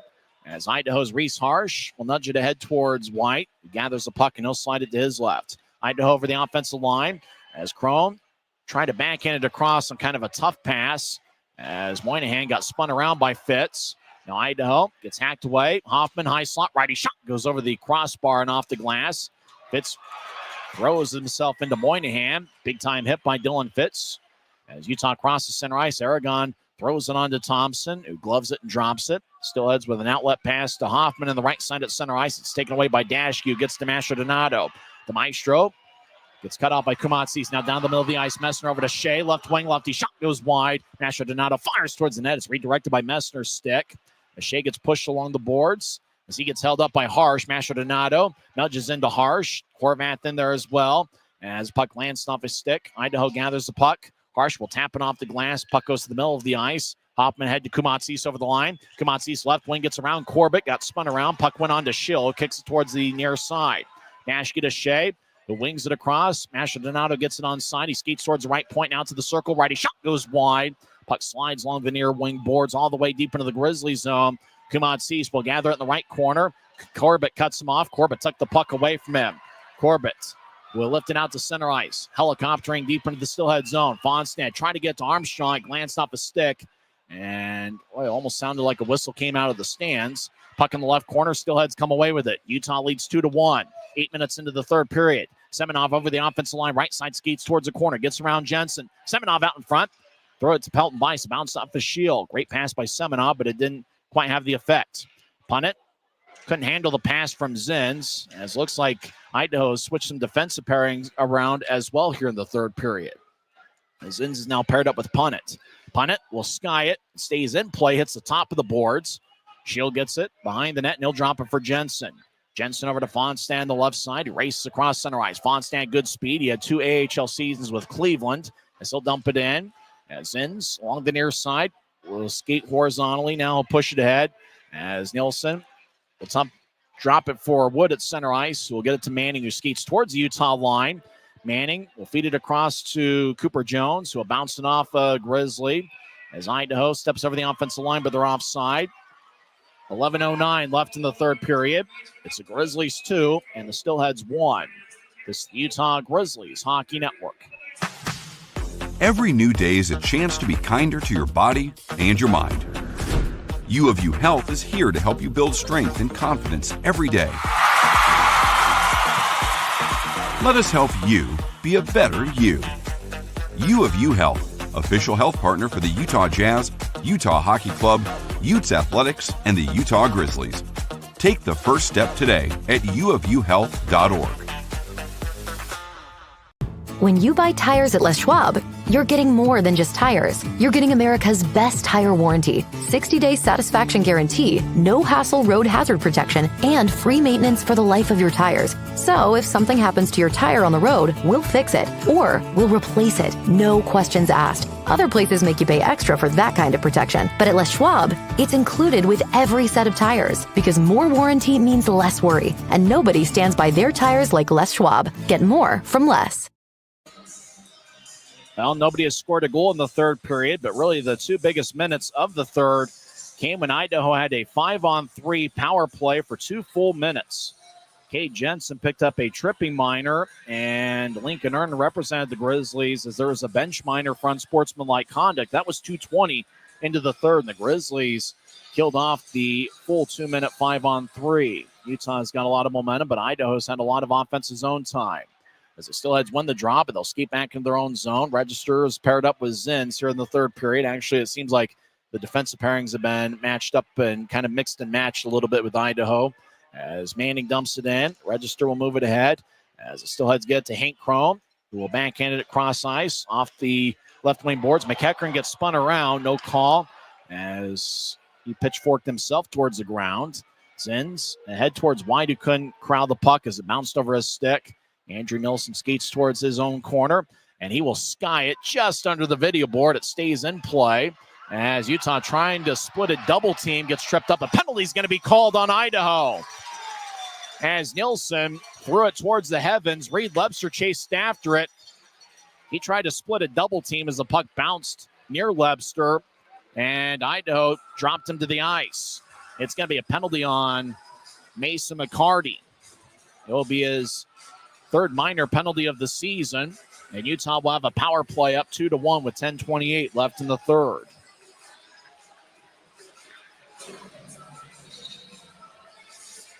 So good effort. Register was out there with McCarty. McCarty just dragged down Lepster to the ice. He gets 2 minutes for holding. 9:32 into the third period.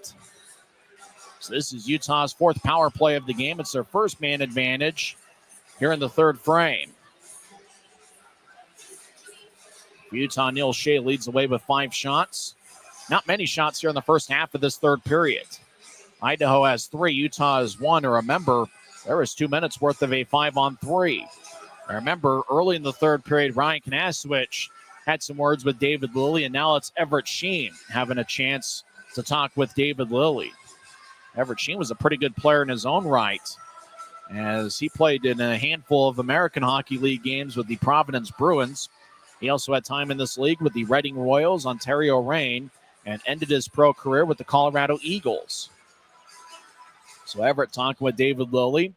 Doesn't seem like it's a pleasant conversation. Nothing Valentine's Day related, I imagine.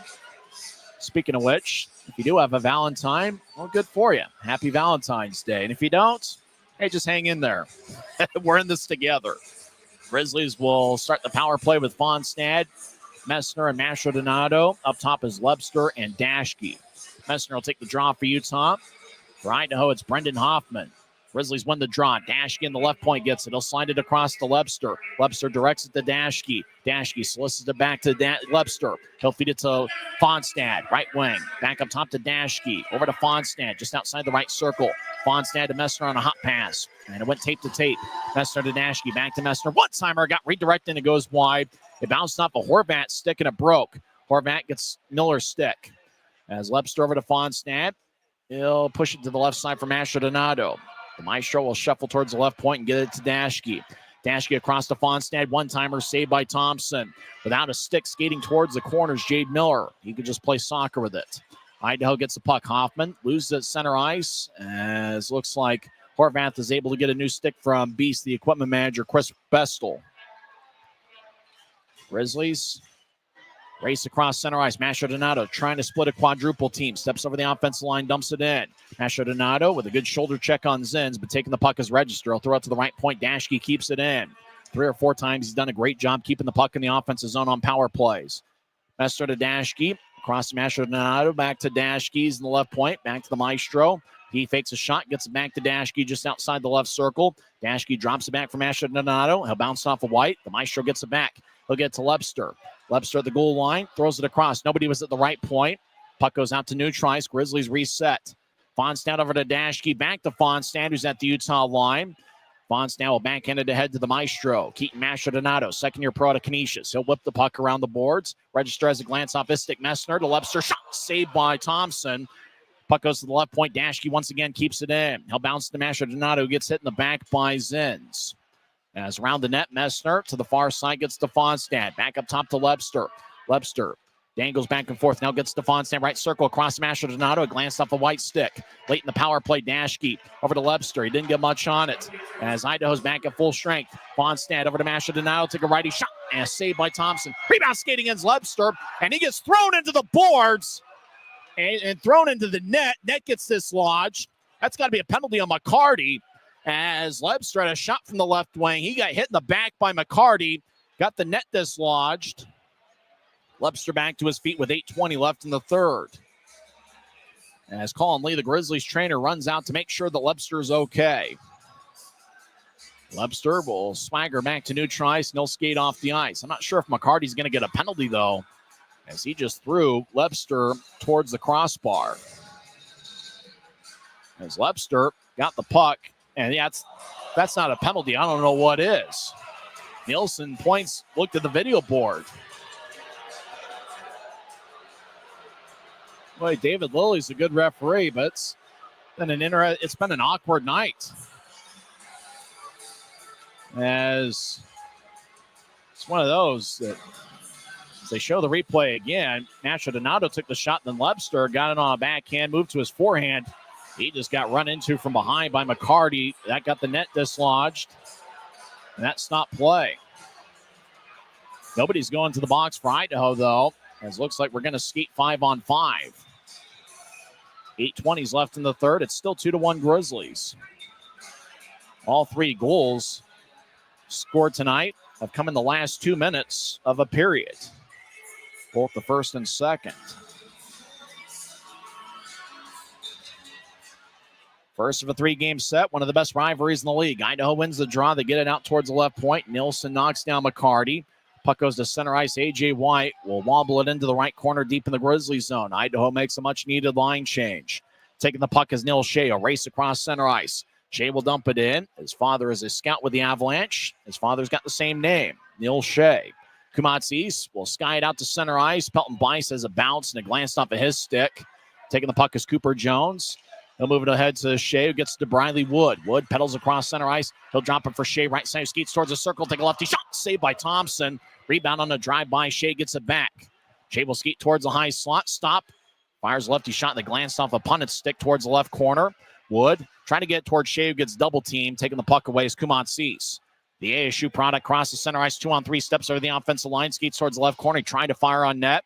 And it goes through the mouth head and back towards the right side. Punt it.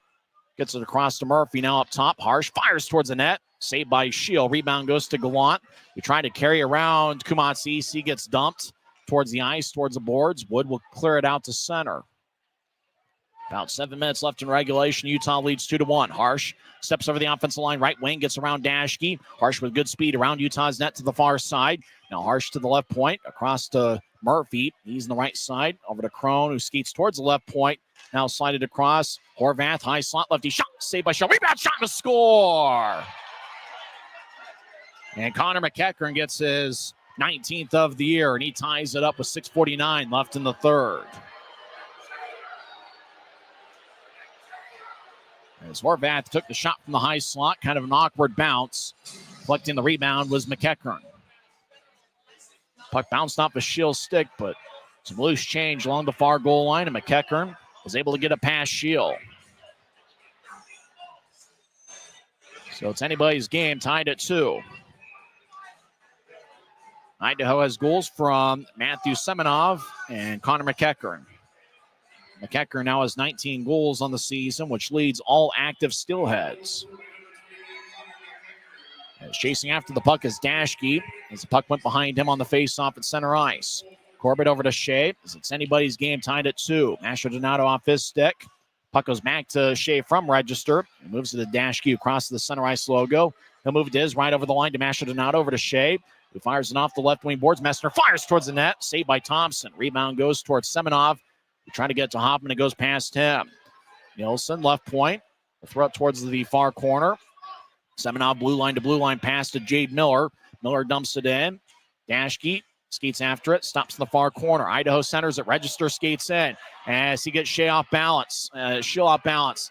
Now he tried to get it around the net. Register didn't get a shooting angle, and the play gets thwarted out to center ice. Less than 6 minutes left in the third, and we're tied at 2. As it still heads, Register will zip it out towards Hoffman, who dumps it in. Jones skates towards the left corner, gets pushed by Canati. Andrew Nilsson will ring it off the near boards towards Manning.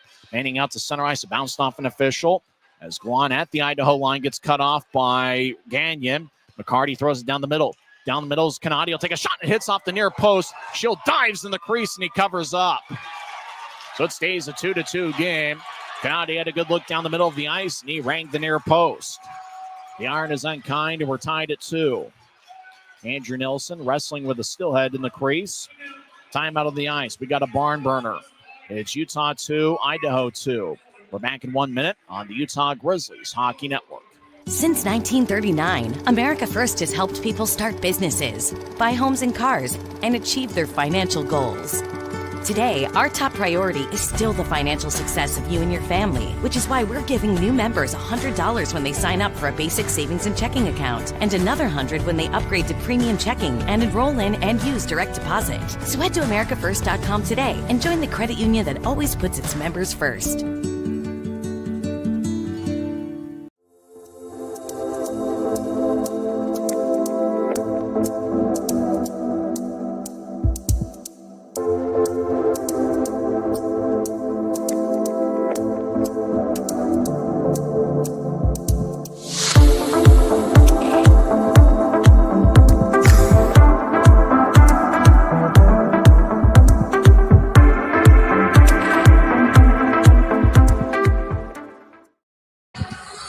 it's anybody's game as there's 5:28 left in the third period.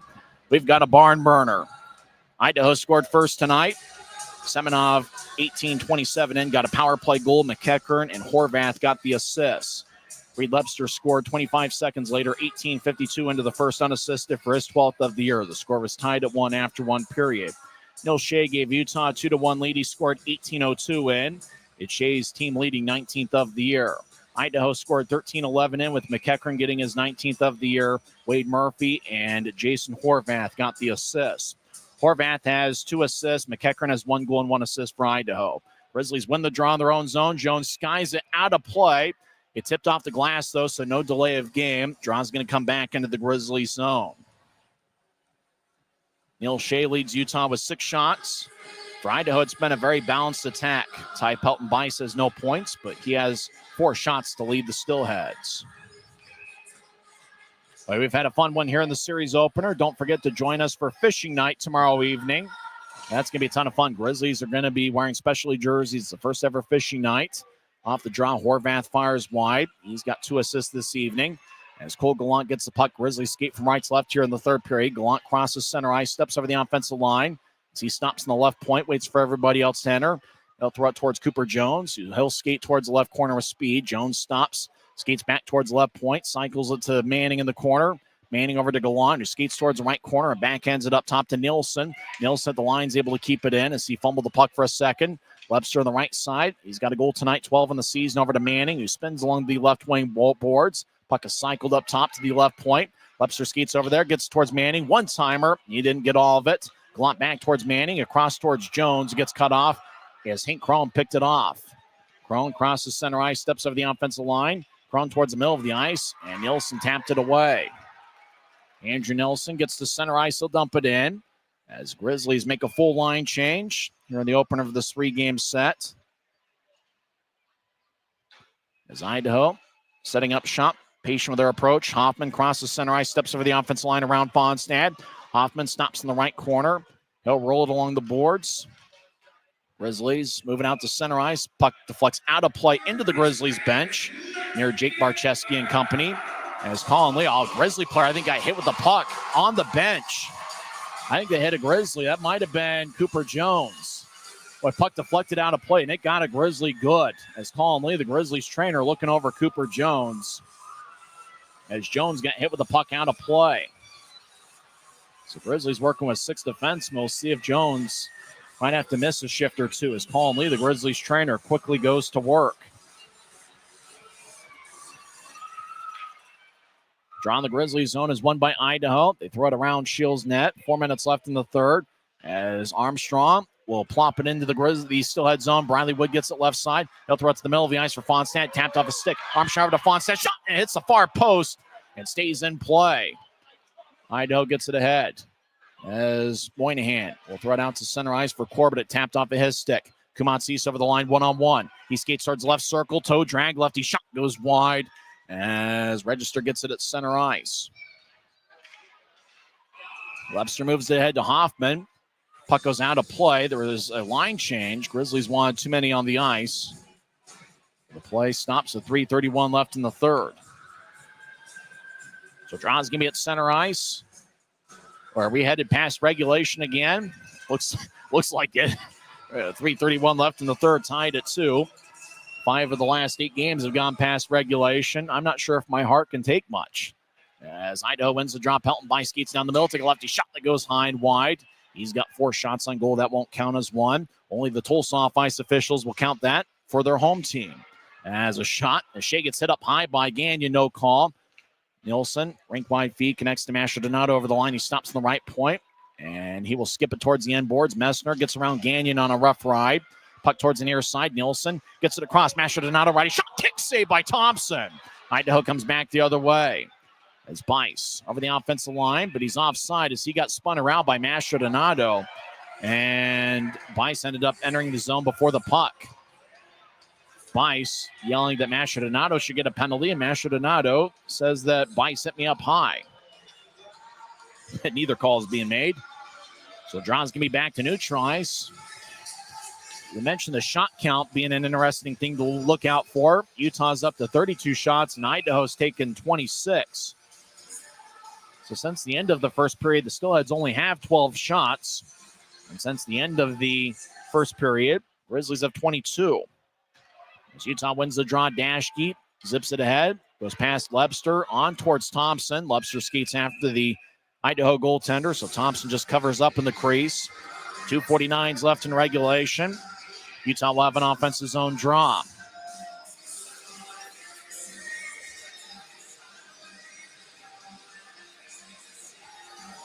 That forward line that we've been talking about over the last 5 games. Gallant, Manning, and Lebster on the ice. Dashke and Corbett.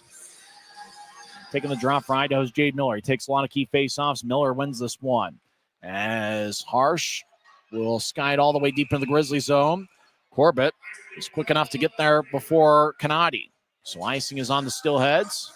Action will come back towards Brian Thompson with 2:43 left in the third. Can the Grizzlies win their third straight Valentine's Day game?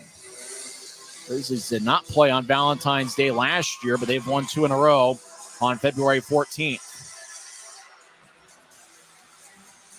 Gallant will take the draw against Jade Miller once again. Draw once again won by Miller, as Harsh will whip it along the near boards. Puck skips out to center ice. Dashke gets it, and he will wobble it deep into the Steelhead zone off the far wing wall. Harsh gets it. He stops behind Thompson's net. 2:30 and counting left in the third period. As Harsh sets up shop. He'll bank it off the near boards. Puck goes to Kanadi, who steps over the offensive line. He'll dump it in. Kanadi can't get around Nilsson. As Dashke over to Lebster gets hit by Miller. Puck slides towards Utah's bench. Loose puck taken by Gallant, who overskates it. Gallant tries to get it back. He gets spun around by Kanadi. Idaho gets the puck back in their own end. Harsh trying to get it towards McCarty. Got a piece of it. A new tries, and he'll skate off. Both teams will reshuffle the deck. Less than 2 minutes left in the third period. We're tied at 2. Nilsson behind his net. As he dances around. 2 Grizzlies cut to their left. Nilsson gets it to his left for Armstrong. Armstrong zips it. Angle right to Earn. Earn right side. Righty shot saved by Thompson. Idaho comes up with it. A.J. White out to center ice 1-on-3. Now 1-on-4 across center ice. He'll plop it in. As he'll chase after it in the right corner. Dashke gets hit by White. As Armstrong trying to yank the puck away. Dashke gets it, skates around Shields' net to the far side. Dashke gets back checked by McKecker. As Dashke will sweep it towards the near wing boards. Wood trying to get towards Armstrong at the Idaho line. Pass goes wide of the mark. 1:15 left in the third. Crone crosses center ice left wing, steps over the offensive line, skates towards left goal line, fires on a tough angle wide. As Zenz gets back to the corner for Crone. It feeds to the mill for Hoffman. Righty shot saved by Shield. Puck still alive, and the Steelheads score.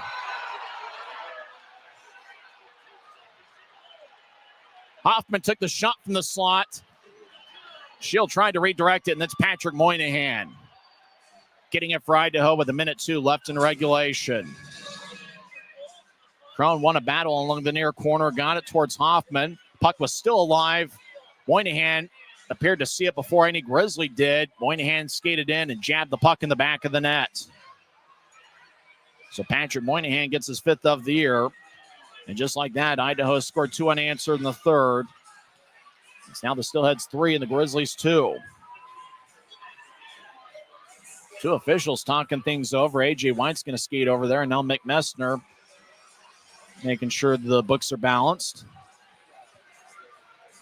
It was one of those where it just puck bounced off a shield, and we've seen that in a couple of occasions with both goaltenders. We saw that with Thompson earlier in the game on that same net, where he kind of wasn't quite sure if he had it. As Hoffman took the shot, Shield looking for it. Moynihan skated in. I think they're trying to figure out if he kicked it in. It didn't look like he kicked it in. It might have gone in off a Fonstad stick. As Moynihan got it. It was near the skate. But I think Fonstad's the one that swept it in. It glanced off a Fonstad stick, and that's how the puck ended up in the back of the net on a potential own goal. So Moynihan would get his 5th of the year, and Brendan Hoffman would get his 18th assist. I think the one thing they could be talking about is potential goaltender interference. Did Moynihan have a hold of Shield? It looks like they're going to go to video replay. The puck clearly crossed the goal line. There was no whistle. But the play is under further review. This gives the Grizzlies a chance to maybe drop a play. If you're Ryan Kanasowicz, you probably have to anticipate this being a 3-2 game. With Utah looking for a way to find a way to tie it up. So checking it over, we were able to get a replay on the video board and on Flow Sports, and it didn't look like Moynihan really held up Schill as he was going after the rebound. It, quite frankly, looked like a good goal from what I saw. You would need indisputable visual evidence to overturn the play on the ice.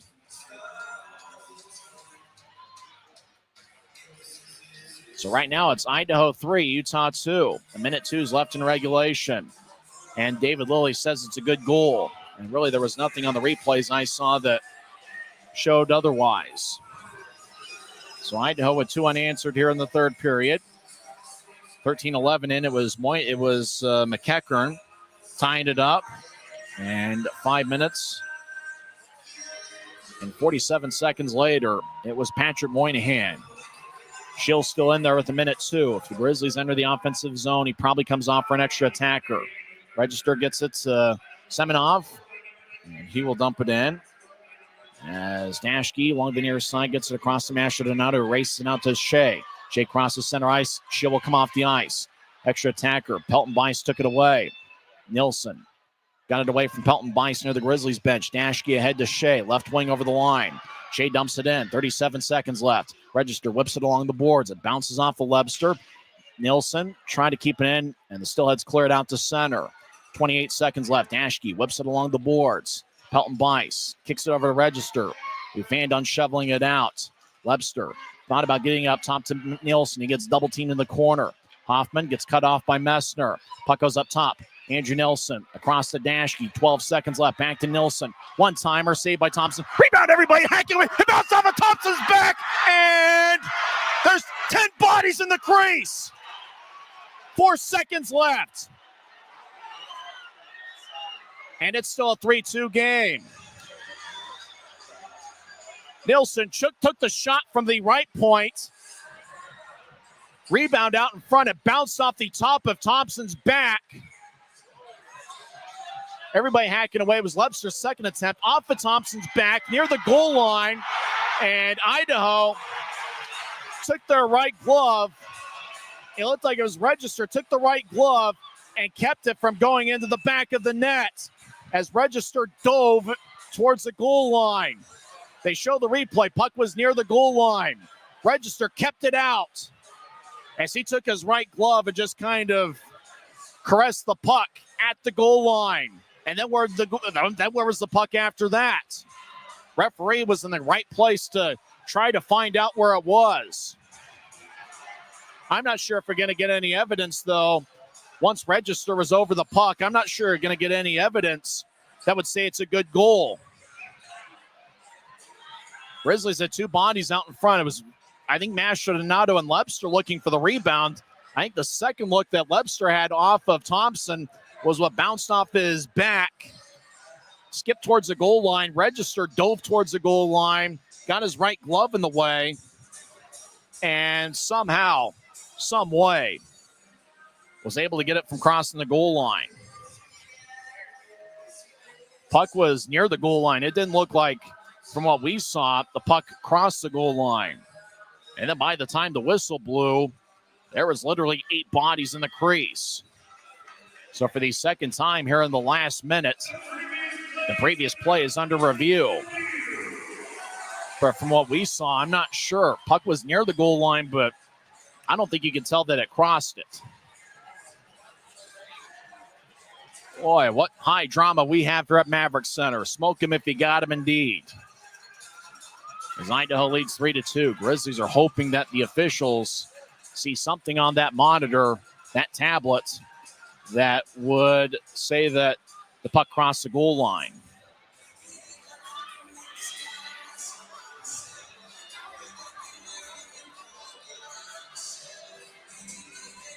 What a crazy game we've had, and it seems like we always get some sort of plot twist, some interesting stuff when the Steelheads are in town. First of a 3-game set. Gear tickets for tomorrow night's fishing night. Face-off will be at 7:10. Jay Stevens of the Utah Puck Reports tuned into this game. What a good one we've had here. I'm not sure unless they see an extra replay or maybe see a continuation of the play with Register near the goal line. His momentum had to have been towards the goal line. Everybody is chanting goal, goal, goal. And they're doing so in kind of an Atlanta Braves, Kansas City Chiefs tomahawk chop kind of motion. Goal, goal, goal. I'm not sure they're going to see anything, though. But it looks like both referees are talking things over. Craig Peterson, one of the linesmen, as well as David Lilly. Good crowd here at Maverik Center. 5,121. They are taking a good, long look at this. They want to make sure they get it right. Right now, it's 3-2 Steelheads. 4.5 seconds left in regulation. But I'm not sure. And really the thing is, Register dove after the puck, was able to caress it with the right glove. I don't think he closed his hand on it. If you think about the momentum, Register diving in there, that his momentum is towards the goal line and towards the net. And so you're thinking maybe as the replay continues on, maybe Register's momentum and the puck end up crossing the goal line. And it's really doesn't matter about Register. It's about where the puck is. But if Register's glove is over the puck, I don't know that you can figure out where the puck is.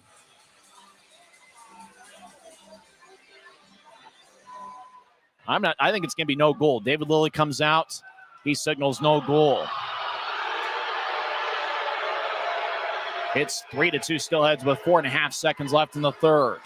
David Lilly goes to explain to Everett Sheen. As Register kind of took the puck and kind of guided it. That was kind of the motion that Everett Sheen had. Sheen should be happy. There's no goal on the play, yet Sheen's the one that looks like he's puzzled. It's really Ryan Kanasowicz with both arms folded that'd be the guy that would want the explanation. Not sure why Idaho would be arguing the call. After all, it's a 3-2 game, and they said no goal. With that, it looks like a lot of the fans have headed for the exits. This game's taken a few years off my life, and it looks like it's taken a few years off the life of Cam McGuire across press row. Here, high top section 114. And now David Lilly's going to talk with Ryan Kanasowicz. That explanation was a lot quicker. The puck is going to be at center ice. Grizzlies will have a penalty shot. Neil Shea's going to have a penalty shot with 4.5 seconds left in the third. That's why Everett Sheen was the one that was unhappy. Shea's got a penalty shot to tie it up with 4.5 seconds left. As Matt Register played the puck inside his glove. Shea to tie it up. He gets the puck. He'll skate towards his right. Shea skates in. He'll take a shot. Saved by Thompson. Shea put together a good move. He tried to fire it past Thompson's right pad. And Thompson saves the day for the Steelheads with a right pad stop. So that's why Everett Sheen was so upset. Penalty shot for Shea. Well, I think he got the look he wanted, but just bounced it off of Thompson. And now timeout's going to be called. Grizzlies will have an offensive zone draw. Well, we were wondering why the explanation went to Everett Sheen, and that explanation took a few minutes. Sheen put together kind of a sweeping motion with his right hand, and that's what we saw from Register. They're in front of the net. So Utah was awarded a penalty shot. That's the second straight game where Utah has had a penalty shot. The league is only 4 for 20 on penalty shots this season. Shea had a pretty good look. He started from the right side, moved in, tried to fire it past Thompson's stick side, but Thompson was able to get his right pad in the way. So Grizzlies, can they win the faceoff and get one final shot on Thompson? Draw's going to be over in the left circle. Messner will take the draw. Idaho's Brendan Hoffman will take it for Idaho. What a wild ending we've had here at Maverik Center. As a draw, won by Utah, but it goes towards the near goal line, and now time will run out. Utah doesn't get a final shot off, and Brian Thompson saves the day for the Steelheads. As now the referee saying that, well, he wants to make sure Idaho and Utah go to their respective dressing rooms with no incident. Boy, what a wild finish. Idaho gets the game winner from Patrick Moynihan, 18:58 in. As Hoffman took the shot, bounced off his shield. He didn't know where it was. Moynihan was able to spot it, skate towards the goal line, and he jabbed it in the back of the net. And then with 4.5 seconds left, after a wild scrum in the crease, Utah was awarded a penalty shot. It's the second straight game where the Grizzlies have gotten a penalty shot. Neil Shea, Utah's best goal scorer, took it. He skated towards the right side. He got the look he wanted, but he was denied by Brian Thompson. And Utah to face off with 4.5 seconds left. And they were unable to get a shot off as the Steelheads hold on for a 3-2 victory. What a wild game. Idaho comes away with 2 standings points as their record goes to 24-16-6-1 on the season.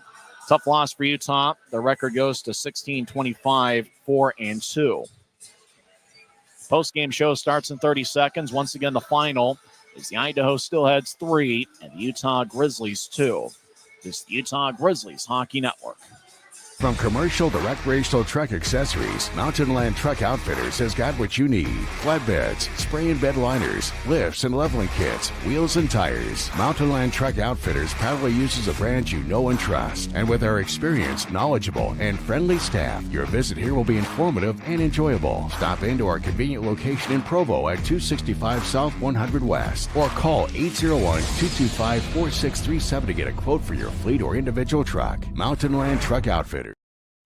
Well, certainly one of the longer games of the season, as the time of day up and down the Wasatch Front is 9:56.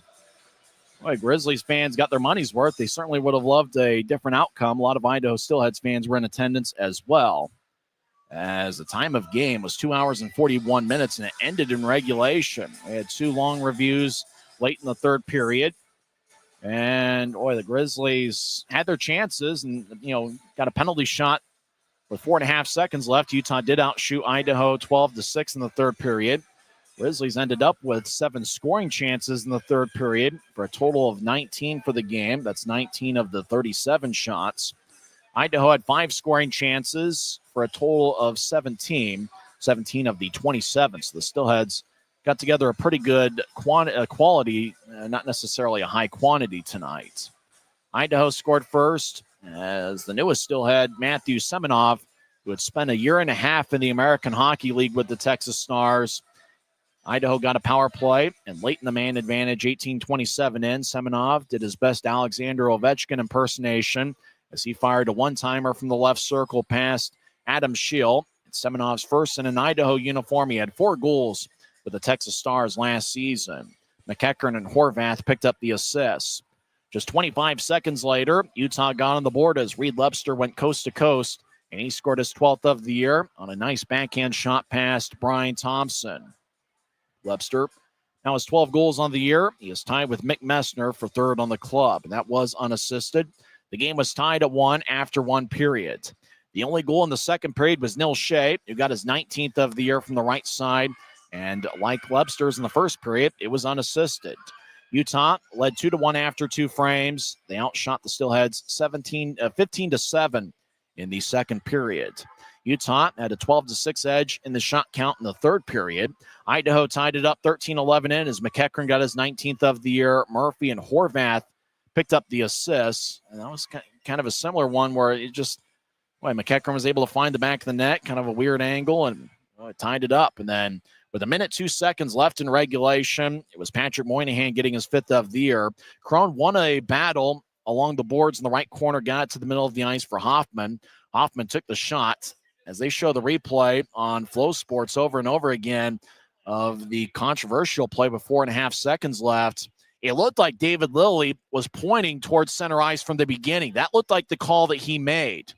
As Register got the puck, scooped it to make sure it didn't cross the goal line. And so we're wondering, what it was. And Shea had the penalty shot, and he was denied by Thompson. But the game winner was scored by Moynihan, 18:58 in, as Hoffman had the puck down the middle of the ice and bouncing off the Shield. Puck was still alive in the crease. Shield couldn't locate it. Andrew Nelson was trying to find it. Moynihan was able to spot it. He raced towards the goal line, got the puck, and was able to jab it past the goal line to give Idaho a 3-2 lead. And then the Neil Shea experiment with the penalty shot, and really the Grizzlies worked the puck around pretty well. Got the puck to Andrew Nelson. About 10 seconds left. He fired away from the right point. Puck bounced off of Thompson, then it pinballed off a couple sticks. Lebster had two good looks. Then Lebster's second look kind of got a little bit of air under it. Puck bounced off of the back of Brian Thompson, skipped towards the goal line, and that's when Register dove and did what he had to do. Dove towards the goal line, and with a scooping motion, did what he could to make sure that the puck never crossed the goal line. And it certainly didn't cross the goal line. It was interesting looking at the replay. David Lilly, the call that he made was penalty shot. And so they went to video replay, probably to either confirm that or to make sure that the puck didn't cross the goal line. And so after video replay, they gave the Grizzlies the penalty shot. Shea had a pretty good look. I think he got the shot he wanted. Remember, Lebster went stick side on Thompson. Shea kind of fired one that, regardless of what the angle was, he went high over Thompson's right shoulder. But I imagine, looking at the scouting reports, they probably saw a weakness there, gloves, stick side or something. And that's where Shea went. He got the shot he wanted, but he was denied by Thompson. And so, how many times in Grizzlies history have they had a penalty shot in back-to-back games? On Tuesday night, Cole Gallant got a penalty shot 3.5 minutes into overtime. He was denied by Thunder goaltender. Can't remember who was in there Tuesday night, but, he was denied. And then tonight, Neil Shea had a good look. And as I mentioned, it looked like he got what he wanted out of it, except for being denied by Brian Thompson. So Utah had an offensive zone draw with 4.5 seconds left, but couldn't get a shot off as the Steelheads prevail for a 3-2 victory. And what can you say? It's just you look for a lucky bounce here, a lucky bounce there, and the lucky bounces kind of went Idaho's way in the third frame. Steelheads won the special teams battle. They were 1 for 5 on the power play. Utah was 0 for 4. And I'm not sure if you're going to find a crazier final minute and a half, as we saw here at Maverik Center. Like, Grizzlies put together a rally to try to tie it up. Grizzlies had their looks, 37 shots on Thompson, including 19 scoring chances according to the off-ice officials. But at the end of the day, it was Idaho coming away with a 3-2 regulation victory. 3 stars of the game. It's kind of interesting to think about the 3 stars. Brian Thompson is listed as the 3rd star. Now, the person who picked the 3 stars, I think, picked it during the final timeout. With what Thompson did in the final minute of play, in particular, what he did with that penalty shot, he probably would be the number 1 star of the game. But right now, Thompson is listed as the 3rd star. 2nd star is Connor McEachern, who had 1 goal and 1 assist. He had 3 shots. And Patrick Moynihan scored the game-winning goal with 1 minute, 2 seconds left in regulation. He is the number 1 star of the game. Well, that sets the scene for a very interesting fishing night. It is Grizzlies' first ever fishing night. All I really have right now is a fishing pole and maybe a net, if we can find an extra one here at Maverik Center. We might have to find a fishing vest, although I don't own one. I might have to buy one just for the occasion tonight. The Grizzlies are going to be wearing fishing-themed specialty jerseys. I imagine a lot of fans are also going to be dressed up in fishing gear, and it's going to be a good time had by all. And for Utah, they're looking for 2 big standings points against a tough Idaho Steelheads club. Utah, with the loss tonight, falls to 2-4-1 against Idaho this season, and they are 1-2-1 against the Steelheads at home this year. Despite the loss, I thought Adam Shield performed well in net. He saved 24 of 27. But he gets a loss as his record falls to 5-11-1 on the season. Brian Thompson has performed better this season than his win-loss record would indicate. With the victory, his record goes to 8-10-2-1. Neil Shea led the Grizzlies with 7 shots, but it was Reed Lebster. And you talk about a barrage towards the end of the game. Lebster, after 2 periods, had 4 shots, and Lebster ended the night with 9 shots on goal. This is probably the wildest Valentine's game the Grizzlies have had since 2008, when Bakersfield defeated Utah 7-6 in a shootout. In that game, current Grizzlies head coach Ryan Kanaswich had 3 assists and had 10 shots on goal. Keith Johnson had a hat trick for the Grizzlies, and that's not the same Keith Johnson that's going to be manager of the Salt Lake Bees this season. That Keith Johnson only played 1 year with the Grizzlies, and he was outstanding in the 2007-08 campaign. And that game also featured a weird moment. There was a fight late in the first period, and a Grizzly player was ejected for not having a fight. He got ejected for a jersey violation. I imagine he didn't have a fight strap on his jersey, so he got thrown out of the game. What a wild one here at Maverik Center. A lot of crazy plot twists and turns. It was really a pretty routine game for about the first 59 minutes. And then the last minute kind of took a lot of years off our lives. Those are years we're never going to get back. But tomorrow's going to be a new day for the Grizzlies. Boy, maybe another 1-goal game. This one didn't end past regulation. We ended in regulation, but the Grizzlies have played quite a few 1- and 2-goal games here over the last month. We'll see what the Grizzlies have tomorrow night as they will take on the Idaho Steelheads in the second of a 3-game series. Coverage begins at 6:50. Face-off will be at 7:10, but we want to see you here at Maverik Center. Gear tickets at UtahGrizzlies.com. Patrick Moynihan got the game winner with 1:02 left in the third period, and Brian Thompson denied Neil Shea of a penalty shot with 4.5 seconds left in regulation. Now, a lot of stuff to talk about, and we'll have plenty of time to talk about all those things, and we got another fun one in store tomorrow night. Well, we hope you enjoyed the broadcast, but not necessarily the final outcome. I'm just hanging out here pursuing my dream. Hopefully someday, some way, I'll find a way to get to the National Hockey League. I'm Tyson Whiting, and it is what it is. We'll talk to you tomorrow night for the Grizzlies' first ever fishing night. You've been tuned in to the Utah Grizzlies Hockey Network. Good night, everybody.